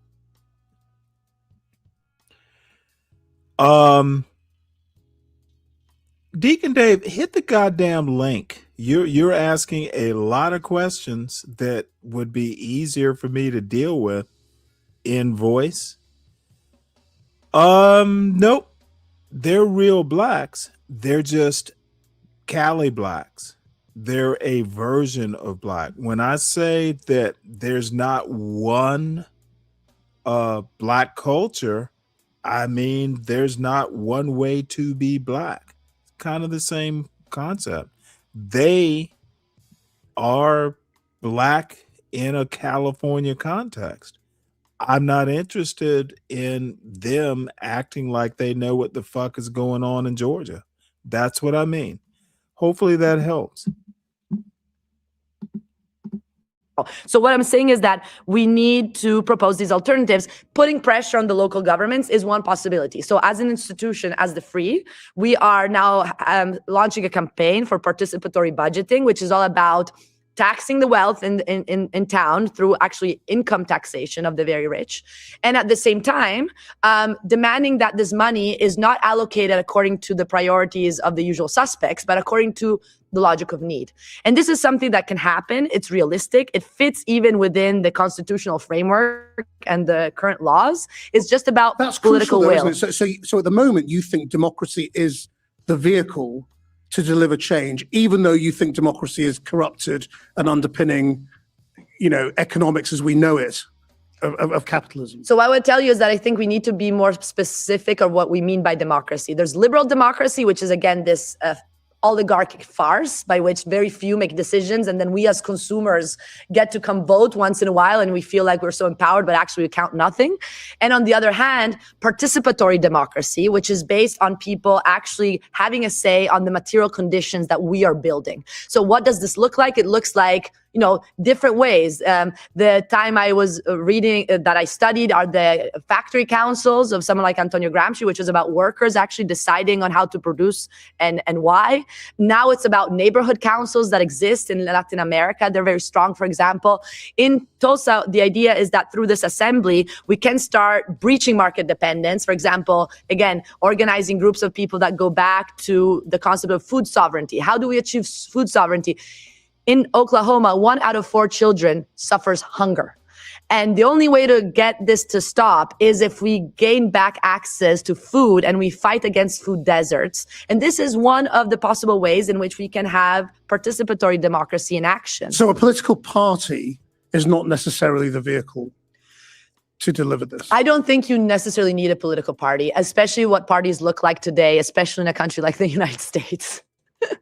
So, but if you're a scholar of sort of Gramsci, I mean, how do you achieve that persuasion of enough people? That's very important. So Gramsci has deeply influenced my ideas because Gramsci is the person who came up with the idea of hegemony, right? Is the idea that capitalism is strong because capitalism is able to rule, the capitalist elite rules not only by coercion, but also by consensus, right? And this is what hegemony is about. It's about convincing those who are suffering that actually the system is doing their interest. And this is the way you get people to comply, to passively accept.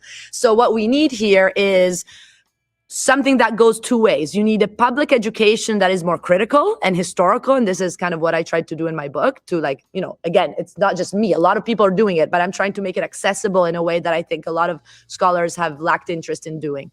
At the same time, public education has to go with participation and institution building. This is what Gramsci was doing. He was saying the only knowledge that actually is interesting knowledge comes from participation and construction of counter-hegemonic spaces. How do you get the middle class, the people with some money, to buy into this when they only stand to lose? I don't think they stand to lose. That's the whole point, is to realize that the alliances are much broader. The middle class is really a construction that, by the way, now is completely disappearing because that so-called middle class, What There's matters, the struggling middle class, yeah, of course. because But there is also a middle class with resources. absolutely. But the point is that class is not defined by your bank account. It's defined by your social positioning within the social relations of production. So the question to ask is, where does the majority of your income come from? Does it come from labor or with a paycheck, or does it come from investment and capital gains and rent? This is your class positioning. Then you can be a worker that is better off than other workers. But the point is that as the system stands, the system is disintegrating all those social resources that are allowing those happy workers to still maintain a better life. And these people are being tracked down. We know the middle class in the United States basically doesn't exist anymore. And it's a paradox because the American dream was based on the idea that everyone, if they worked hard enough, they could achieve a car, a refrigerator, and, television. But this is, again, reducing us to consumers. We can be much more humane if even people like me, I'm a professor of economics. I'm not starving in the street. I do pretty well, but I still will gain into humanity if I participate in a collective that is not just my family and my neighbor, but actually people at large that come together through assemblies and try to actually take decisions together. This is how we transform our humanity into something much more fulfilling. What are you asking people to do about their private property? I mean, particularly middle class in America and Britain means slightly different things, I think. But, certainly in Britain, you have a middle class that is home owning, property owning. That is their economic security. That's great. Are you saying they've got to give it up? No, but this is another myth about Marxism. Marxism never said that we should get rid of, But that is their capital gain. That's where they make their wealth, isn't it? Land and property. Absolutely. But the point is that the majority of their income, I assure you, comes from wages. So again, it's not a binary workers capitalist, but it is important to keep track of the most important situatedness. So the idea here is that everyone should be able to have a roof over their head and afford a roof over their head, right? And so we need to make sure that this is a reality for everybody. And we know that this economic system is actually buying out these people to make us all into renters that then again have to spend a lot of time to try to find a job to be able to make that rent. So the point is that if you're lucky enough to own a house, that is what you should imagine everyone else being able to achieve. And by the way, right now, owning a house is a real pain. If you're a property owner, you know that it's a very individualistic mindset. There's plenty of alternative ideas of collective ownership that are much more empowering because you don't need. Let me make a quick point here. People, wealth and income. Okay, income is not wealth and vice versa. You can make, 100,000, 200,000, whatever, and still not have a lot of wealth. Capitalism is basically how you build your wealth. Okay, if your wealth is coming from income, you are basically a worker. If you have to work to build your income, if the majority of your wealth is coming from capital basically building capital and it's growing, then, that's different. You are not necessarily a worker. People don't seem to get that. If you are a worker investing, you're still a worker. If you are not living on your wealth, you are a worker. It's really as simple as that. I don't understand why people don't know this.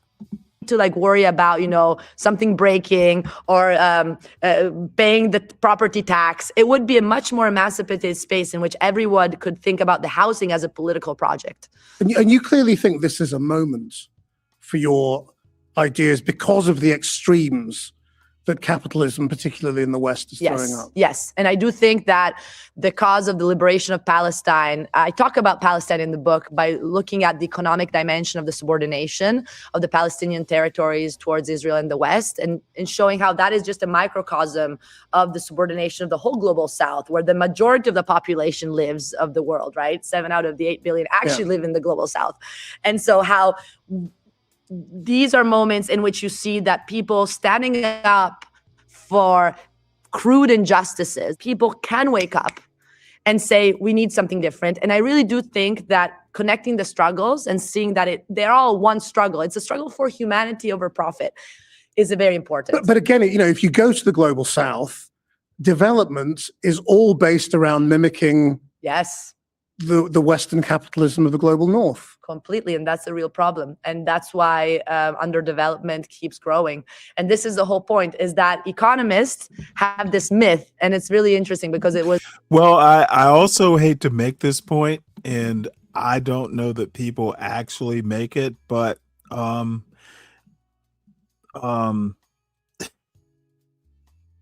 I would think that Jay-Z is basically a global South. He's mimicking the global North. Was this economist called Walter Rostow, who came up with this non-communist manifesto about how to develop countries in the global South. And the myth is that we're all the same, the United States, Britain, and Africa. All countries are the same. They could potentially all be on the same development path. It's just about where you are. They're just behind us, but the path is the same. The trajectory is universal.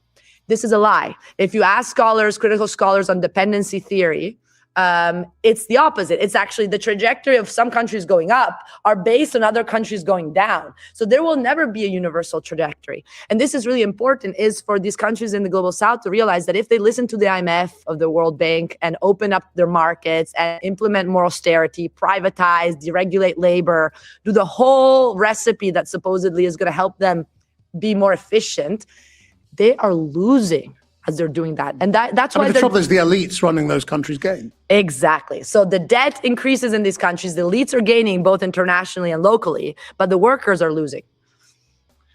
So I am still wondering how the workers unite, in your world without a revolution. Aren't you a revolutionary ultimately? Well, I think revolution is, again, a word that we've associate with such negative connotation, right? Blood, disaster.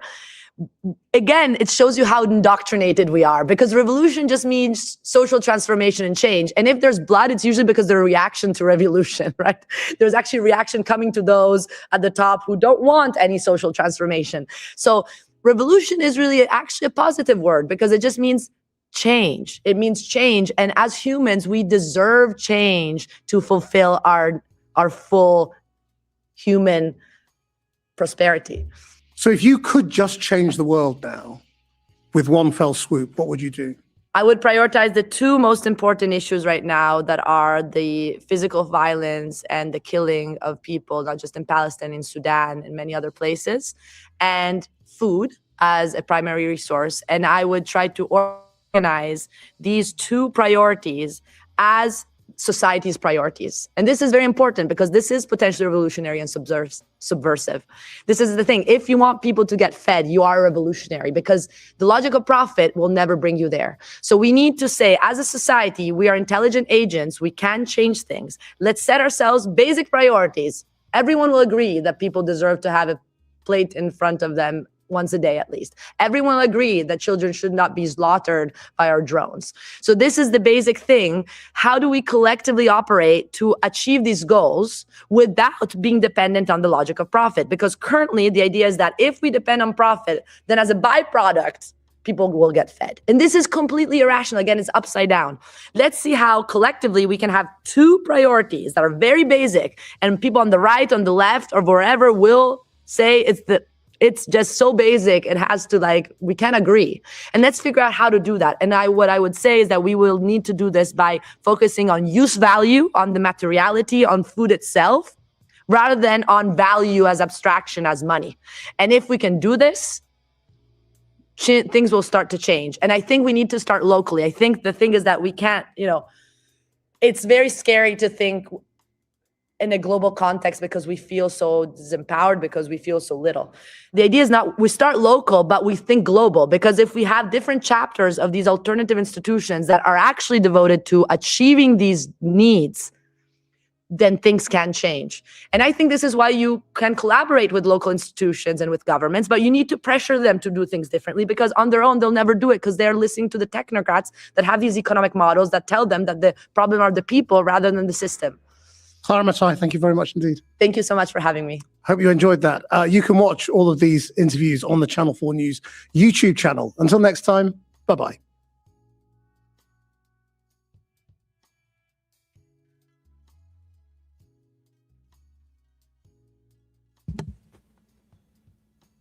Well, I hope everyone enjoyed that as much as I did. April 15th was, as you may know, tax day here in the U.S. And actually, this is another female economist.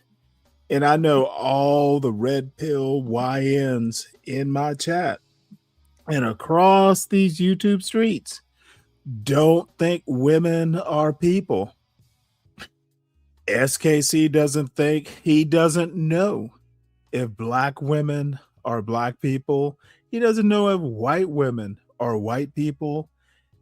These confused like YNs. What is wrong with them?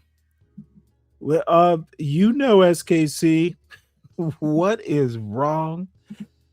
All of a sudden, if you swallow a red pill, you don't know if women, shit, you don't know if they're people. I have thought about getting a part-time job, Bobby. Why do you ask? And then I'll give you a full answer about what my conclusions are. Let's see. What is she trying to change? Okay, she's trying to change your knowledge level, Dave. See, you think people getting up here are trying to change your mind. They're just trying to give you something to think about, Deacon Dave. And I know it is a lot to get old YNs to think outside of their hood or their alimony check, but it can be done.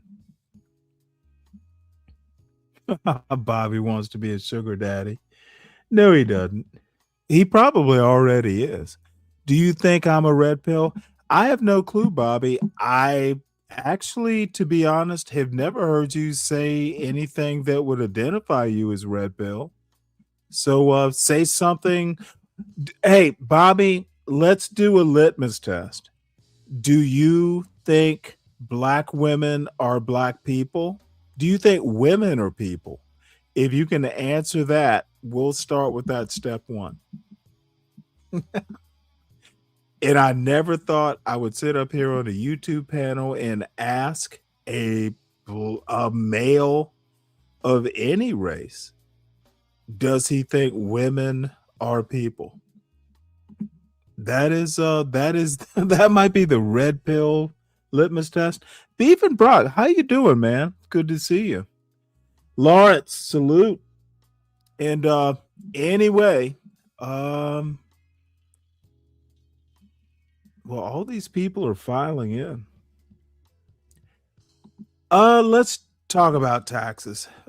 Tax day has passed, but this particular economics professor, I think she's adorable. If you're a normal American, you make money through wages, probably not your favorite day of the year. If you make a median income or above, you're handing a lot of that money back to the government. But that is the price we pay for living in a society, right? Right? Well, not for everyone. You may remember this. In 2021, ProPublica published an investigation built on a bunch of leaked tax documents revealing what the richest Americans really pay or don't. Warren Buffett had a true tax rate. Oh, and by the way, this is going to build on Clara Matei's point. Our tax system should make you furious. Again, rich people, capitalism is a problem. And I want to emphasize that capitalism is not a natural system. If you have to be a mathematical economist to make models of a economic system, you need to ask, is it natural? And most of the models tend to be wrong, by the way, because they cannot predict human behavior. And anyway, we'll just play this. And let me do the commercial. Everyone, please make sure you hit the like button. If you are new to this channel, it gets metaphysical sometime. That's how I'm going to describe it. But it's fun. So join us.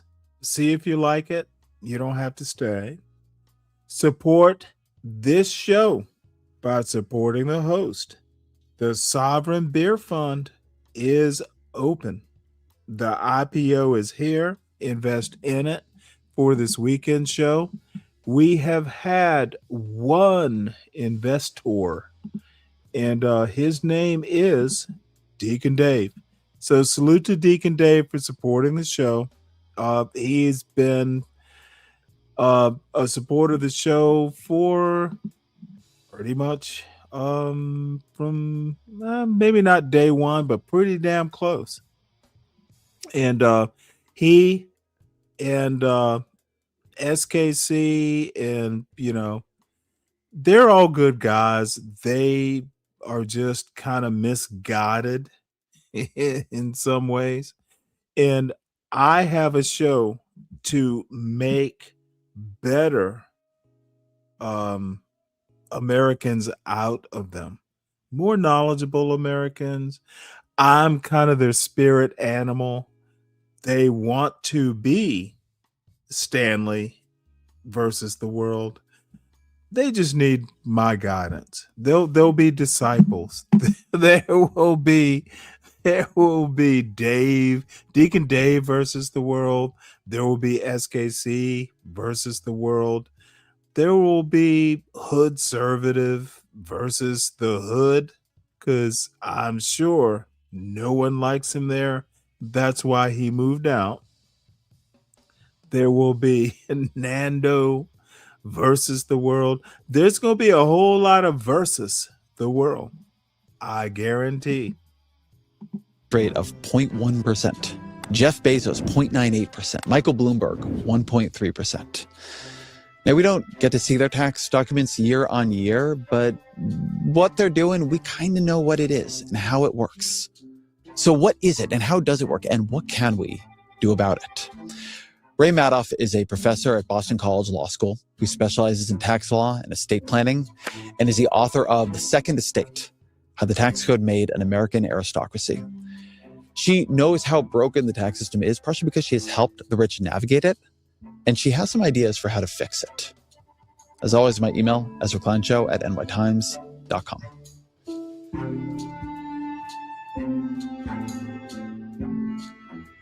Ray Madoff, welcome to the show. Thanks so much, Ezra. Wonderful to be here. So tax day just passed. A lot of us were doing our taxes here in the final couple of days, not naming any names. But let's start here. If you're a normal person, what kind of taxes do you pay? You pay a lot of taxes. Here's the thing. Americans, anyone who has a job or anyone who works for a living, either for themselves or for others, pays significant taxes. They pay income taxes at rates up to 37%. In addition, they pay payroll taxes that are as high as 15.3%. And together, it's a pretty significant liability. So what this means is that high-earning Americans pay lots and lots of taxes, but all earning Americans pay something in taxes. How does this fit with the statistic people might have heard, which is that Our tax code is very, very progressive, almost ridiculously so in this telling, that 40% of people pay no income taxes, and then the top 1% pay 40% of the income taxes. When you hear that, that sounds like a very soak the rich kind of code. Absolutely. And the problem with that statistic is it's misleading on both ends. So let's start first with the 40% of non-payers. This was, you might have heard this in terms of Mitt Romney talking about the 47%, which is what it was when he was running for office, and he was caught on a hot mic saying 47% of Americans are non-payers, and therefore, they'll never vote for me because they're just takers, not makers. There are 47% of the people who will vote for the president no matter what. All right, there are 47% who are with him, who are dependent upon government, who believe that they're victims, who believe that government has a responsibility to care for them, who believe that they're entitled to health care, to food, to housing, to you name it. It's an entitlement. These are people who pay no income tax. 47% of Americans pay no income tax. The thing that he didn't account for is the tremendous burden imposed by payroll taxes. And even though 40% of Americans don't pay any income taxes, they still pay significant payroll taxes. Indeed, today I just read a statistic that 80% of Americans pay more in payroll taxes than they pay in income taxes. And these can be quite burdensome because unlike income taxes, they start at $1. So it was wrong and misleading in terms of the non-payers. But where it's particularly misleading is when it comes to this top 1%. We see this all the time whenever there are movements to impose more taxes on the wealthy. The stories start popping up in the Wall Street Journal, the Washington Post, the Economist. Those are just in the past couple of months. They all say, what are you talking about? The top 1% are already paying 40% of the income taxes. And what this isn't capturing is that they are talking about, that statistic is referring to the top 1% of income earners, those with the most income, high income, lawyers, doctors, finance people. They indeed are paying a significant chunk of the income taxes. However, when it comes to the wealthiest Americans, the Zuckerberg, Bezos, Musk, Ellison, all the people we hear about so often, they are just as likely to be in the 40% of non-payers as they are in the top 1% of payers. And that's because under our current tax system, they are able to avoid taxes altogether by avoiding taxable income. So walk me through this. You're Elon Musk or Jeff Bezos. Congratulations. Thank you. What kind of taxes do you pay? What don't you pay? How do you end up not paying income taxes when you're Jeff Bezos or Elon Musk? Yeah. What are you talking about? So first of all, let's focus on Jeff Bezos because he's much more of a classic case, right? For Jeff Bezos, he started his own business. He owns, a dominant amount of the stock.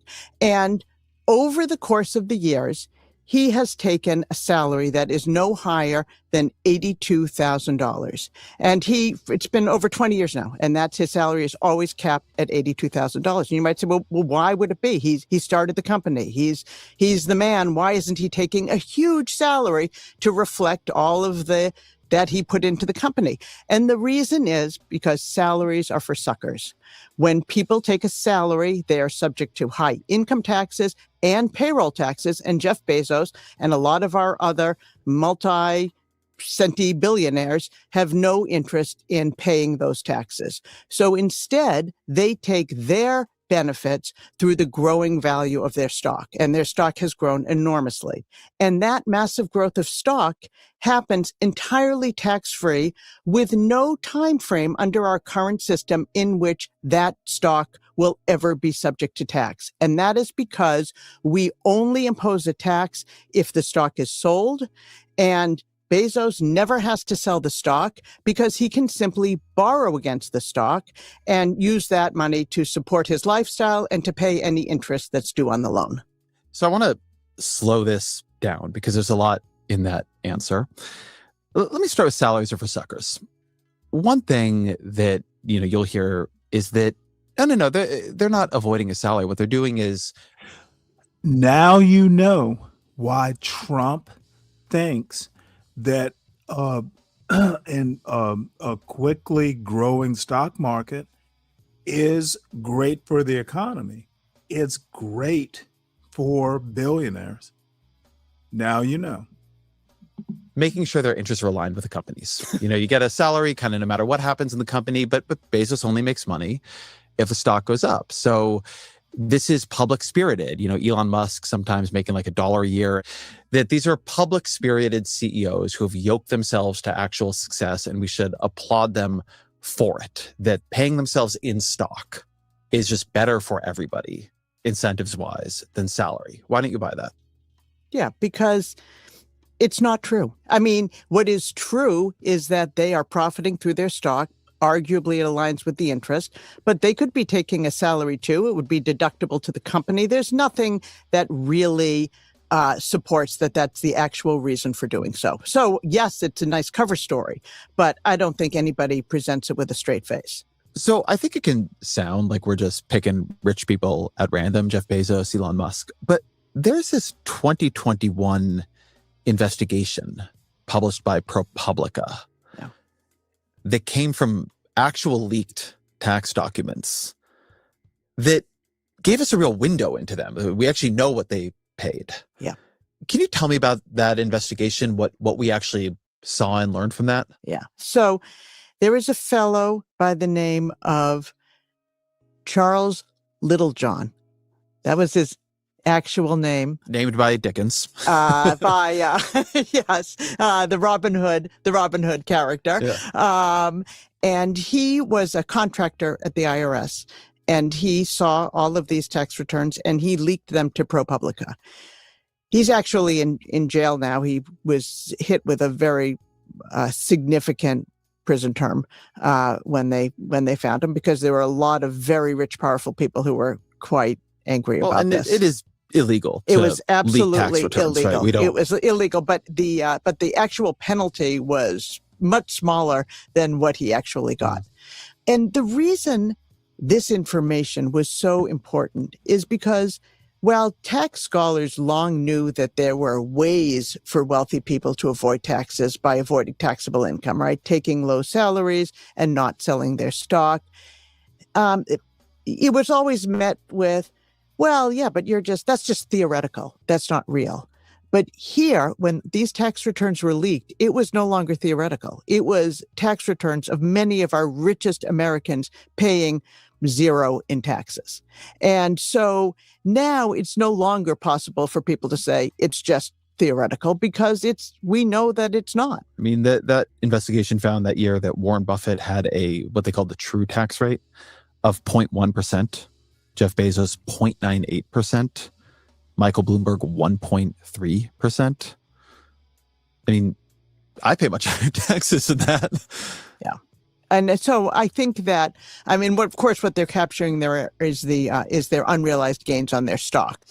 Then the next part of the story you're telling, what is the difference between selling stock to fund your lifestyle? Jeff Bezos and Elon Musk, they presumably have private planes and multiple homes and fancy vacations. And what is the difference between funding that by selling stock and funding it by what you just described, which is borrowing against stock? If they were to sell the stock, then they would have to do two things. One is they would have to pay capital gains taxes, which would be, when you take into account all the taxes associated with it, over 23%. So it's still lower than on a high income. Absolutely. Selling the stock is definitely a better play than having to take a salary. So, because again, salaries are for suckers. Because salaries are for suckers. And it turns out selling stock is for suckers too, but just slightly less of a sucker. So you get to pay lower tax rates than you would on your, if you were to take a salary. Your payroll taxes are, you don't have payroll taxes. You just have this net investment tax, which is less, and you have a 20% capital gains rate. So that's better than salaries, but not as good as borrowing against the stock. So you go to a private lender, probably. You could go to a bank, and their biggest risk is that they're going to lend it to somebody who is going to default on the loan. But if you're lending it to Jeff Bezos and he's giving you Amazon stock and gonna help my dear friend SKC out. They're the billionaires. The tax system is not a democracy. If capitalism is people literally living off of their stock, their investments, the stock that might be a company that they built, etc. Anyone who thinks capitalism is natural, being a billionaire is not something that happens in nature. I laugh when I hear people like my dear friend, excuse me, my dear friend SKC want to act like they know what the fuck they're talking about. Much like Clarence Thomas, it's their belief in God, and God gave us natural rights. God did not give us the tax system. So this ridiculous point about natural rights, what do natural rights have to do with progressive taxes? A simple argument doesn't always explain a complex system. Sometimes it does. But this natural rights argument that Clarence Thomas and SKC and all these Thomas Sowell, they literally don't have an argument, but their audience are people who have no clue about reality. They're not curious people who will show a video like this where the tax system is explained. Natural rights are not applicable to the U.S. tax code. SKC, Deacon Dave, all you other MAGA blacks, it just does not work. What's up, Dirty? What's up, Mike 123? How you feeling today, Dirty Dude, by the way? Other assets to hold as collateral against the loan, the risk of that loan going unpaid is nil. So they are basically making essentially a risk-free loan for which they offer very favorable rates, and still they profit from it because the business is to lend money. But the thing is, when we turn to Bezos' side, the tremendous advantage is that that loan is entirely tax-free. So when he gets that money and buys his yacht, he has not had a taxable event. He continues to own his Amazon stock. He continues to be able to live the lavish lifestyle. And all he has to do is, pay a little bit in interest every year. I want to stop you again on this. They don't need to pay back the loans, because this really doesn't feel like, how is it possible to fund a lavish lifestyle on these loans and no one ever has to pay them back, right? At some point, in theory, well, no. You're assuming that Bezos lives in the world of Americans who have loans on their homes. Is lending the money, counting on getting the money back. These are people lending money in the business of lending money, and they're happy to keep lending money, because if you're in the business of lending money and you get the money back, then you have to find somebody else to lend it to. So why not just keep lending it to Bezos?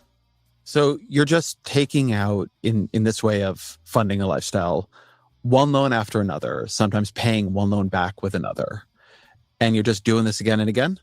So I think what's hard to internalize is how much wealth it really is when somebody has $100 billion, $200 billion, almost $800 billion.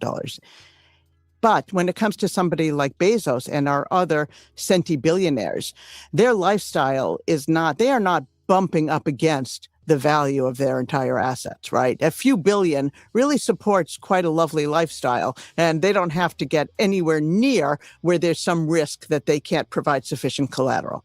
It would be as if you, in order to support your lifestyle, needed to have $100 relative to the amount of wealth that you have. Do you think it would be hard for you to maintain a loan on that $100 based on the amount of assets that you have and borrow enough to pay the ongoing interest? So something I don't think it would be hard, but something I think you're getting at here is that consumption doesn't scale. So even when we're talking about how do they fund their lavish lifestyles, look, I don't know what Elon Musk's carrying cost is year on year. I don't know how many homes he's got or whatever, but say it's between $25 million and $100 million. Yeah. It's penny change. It's a fraction of the interest. Yes, that's exactly it. The other thing is that if they sell the stock, they run the risk of giving up control over their companies. And they also run the risk of not being able to enjoy the future growth of their stock. These are companies all heading into the stratosphere, and they don't want to give up any ownership. They want to keep going with this ride. And their stocks have proven to be a very good choice because the growth in value has far outpaced anything they have to pay in interest. So they get to retain control of their companies. They get to ride up the value of these tremendously profitable companies, and they get to do it all entirely tax-free while all the rest of us are left, holding the bag. All right. So the story you're telling here is a situation where if you have enough money and that money is not seen by the US government as income, you can borrow against that wealth, and that creates a tax-free form of money that you can use, and you just keep rolling it over and rolling it over and rolling it over. I have a couple of questions about this, but before we get into those, I want to compare this maybe to somebody in the 99th percentile. Let's say you're a Beverly Hills surgeon making $2 million a year. Yeah. And then let's say you're a tech founder who has $180 million in company stock and only takes $1 a year in compensation. Yeah. Both of those people are rich. Yep. What is the difference in the way they are taxed? So the difference is that, and that's a perfect example, the Beverly Hills surgeon is going to pay a lot of taxes, probably in excess of 50% on all of their earnings. So when they have however much they've accumulated over their lives, they've already paid significant taxes on that acquisition of revenue. However, our tech person who has a mere $180 million, right? Not a billionaire, a piker, still has achieved this $180 million entirely tax-free. There is no tax unless he or she sells the stock. And because they don't have to sell the stock, because they don't want to sell the stock, they often don't sell the stock. And here in the United States, they never have to pay taxes on that gain. And so then what happens when they pass that stock down? None of us live forever, even though some of us are definitely trying, particularly at the levels of wealth we're talking about here. But assuming they don't figure that out, the wealthy pass away. When the very rich today pass away, and this stock or these other forms of assets we might be thinking about get passed down, what happens from the perspective of the tax system? Theoretically, what's supposed to happen is that the estate tax is supposed to kick in. And its purpose was to address these transfers by gift and at death by imposing a tax at a pretty significant rate in excess of an exemption amount. Today, that rate is 40% in excess of $15 million. So theoretically, both of our taxpayers are going to be subject to some pretty significant tax liability if they have to pay a 40% tax on the transfer of property that's over $15 million. That's how we imagine the system working. The problem is that the estate tax has become so riddled with loopholes that it is really more of a tax in name only than it is an actual burden. And I will give you what I think of as the ultimate evidence of this, which is that the killing the death tax was the number one issue for the Republicans, which is what they call the estate tax. Getting rid of the estate tax or killing the death tax was a big issue for the Republicans for at least the past 30 years, right? However, in 2025, when they had the chance to do it, right? So we had President Trump, we had an entirely Republican tax bill, and he could include anything he wanted. All of a sudden, estate tax repeal wasn't there. And why is that? I think it's because the estate tax has become so riddled with loopholes that it serves the wealthy more to keep the estate tax on the books, giving the appearance that the wealthy are paying taxes, than to actually repeal the estate tax, and which would shine a light on all of the ways the income tax system benefits inherited wealth. Your specialty is estates. Yes. Tell me about some of the loopholes. If I came to you, and if I had chosen a more lucrative profession and done well in it, and I come and say, hey, I got $50 million. Yeah. And I want to pass that on to my kids, and I don't want the government getting a dime of it. They didn't earn it, and they don't deserve it. Yeah. So what would you in maybe a more cynical and mercenary version of you? Yes. Like the richer, more mercenary version of me here. Getting together. What would you tell me to do? Yeah. Well, first of all, it would matter here whether you were the surgeon or the tech entrepreneur with the stock, right? The surgeon has a much harder time because the surgeon has cash. They were paid in cash. They have cash. And it's a lot of... They bought stocks or holding index funds, whatever it might be. Yes, but most of their wealth was achieved in cash rather than in untaxed appreciation. And so here is where people who own stuff, typically stock, really are able to take advantage of the system in a way that others can't quite as well. If you have a business that's worth, let's say, $100 million, and you pass it at death at $100 million, it's valued at $100 million. However, if you cut it up into 3 minority pieces, 35%, 35%, and 30%, each of those pieces is entitled to a discount of up to like 30, 40%. Now, all of a sudden, your $100 million has been shrunk to $50 million, $60 million, and then it appears on the other side at your kids blowing back up to $100 million. That's one way. We call those minority discounts. But even better are devices where somebody creates a dynasty trust. These are really the... Sounds good. I want a dynasty trust. And dynasty trusts are fascinating because the purpose of the estate tax was to avoid dynastic wealth, right? And it's a sign of how flagrant the estate planning can be that they actually just call these dynasty trusts. Yeah, we know they're supposed to not have dynasties, but we got dynasties for you. And what they do is they create a vehicle for your children, grandchildren, great-grandchildren, great-great-grandchildren, forever in perpetuity to benefit from this trust and the growing value of this trust.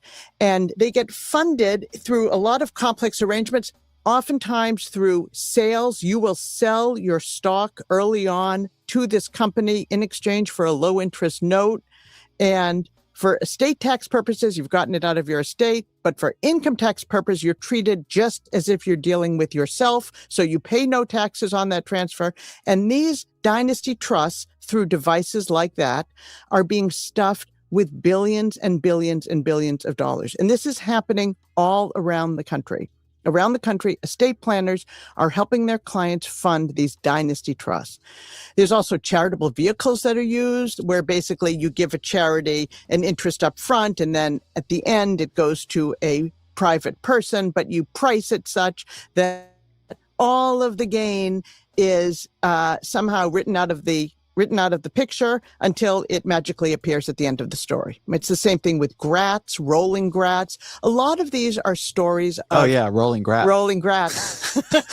Like of course, rolling rock beer, rolling grats. So a grat is something that is a grantor retained annuity trust. And all right, folks. Well, I'll probably just start off the show with the rest of this. Dinner's almost ready, And seems like most people have wandered off to their own dinners. So I had a good time. And again, let me thank our Saturday show sponsor, Deacon Day, and encourage the rest of you. Support the host by supporting the show. There are couple newspaper subscriptions and that sort of stuff that would be nice to have help with. Let's see what else. I think Clara Matai and I can't for the life of me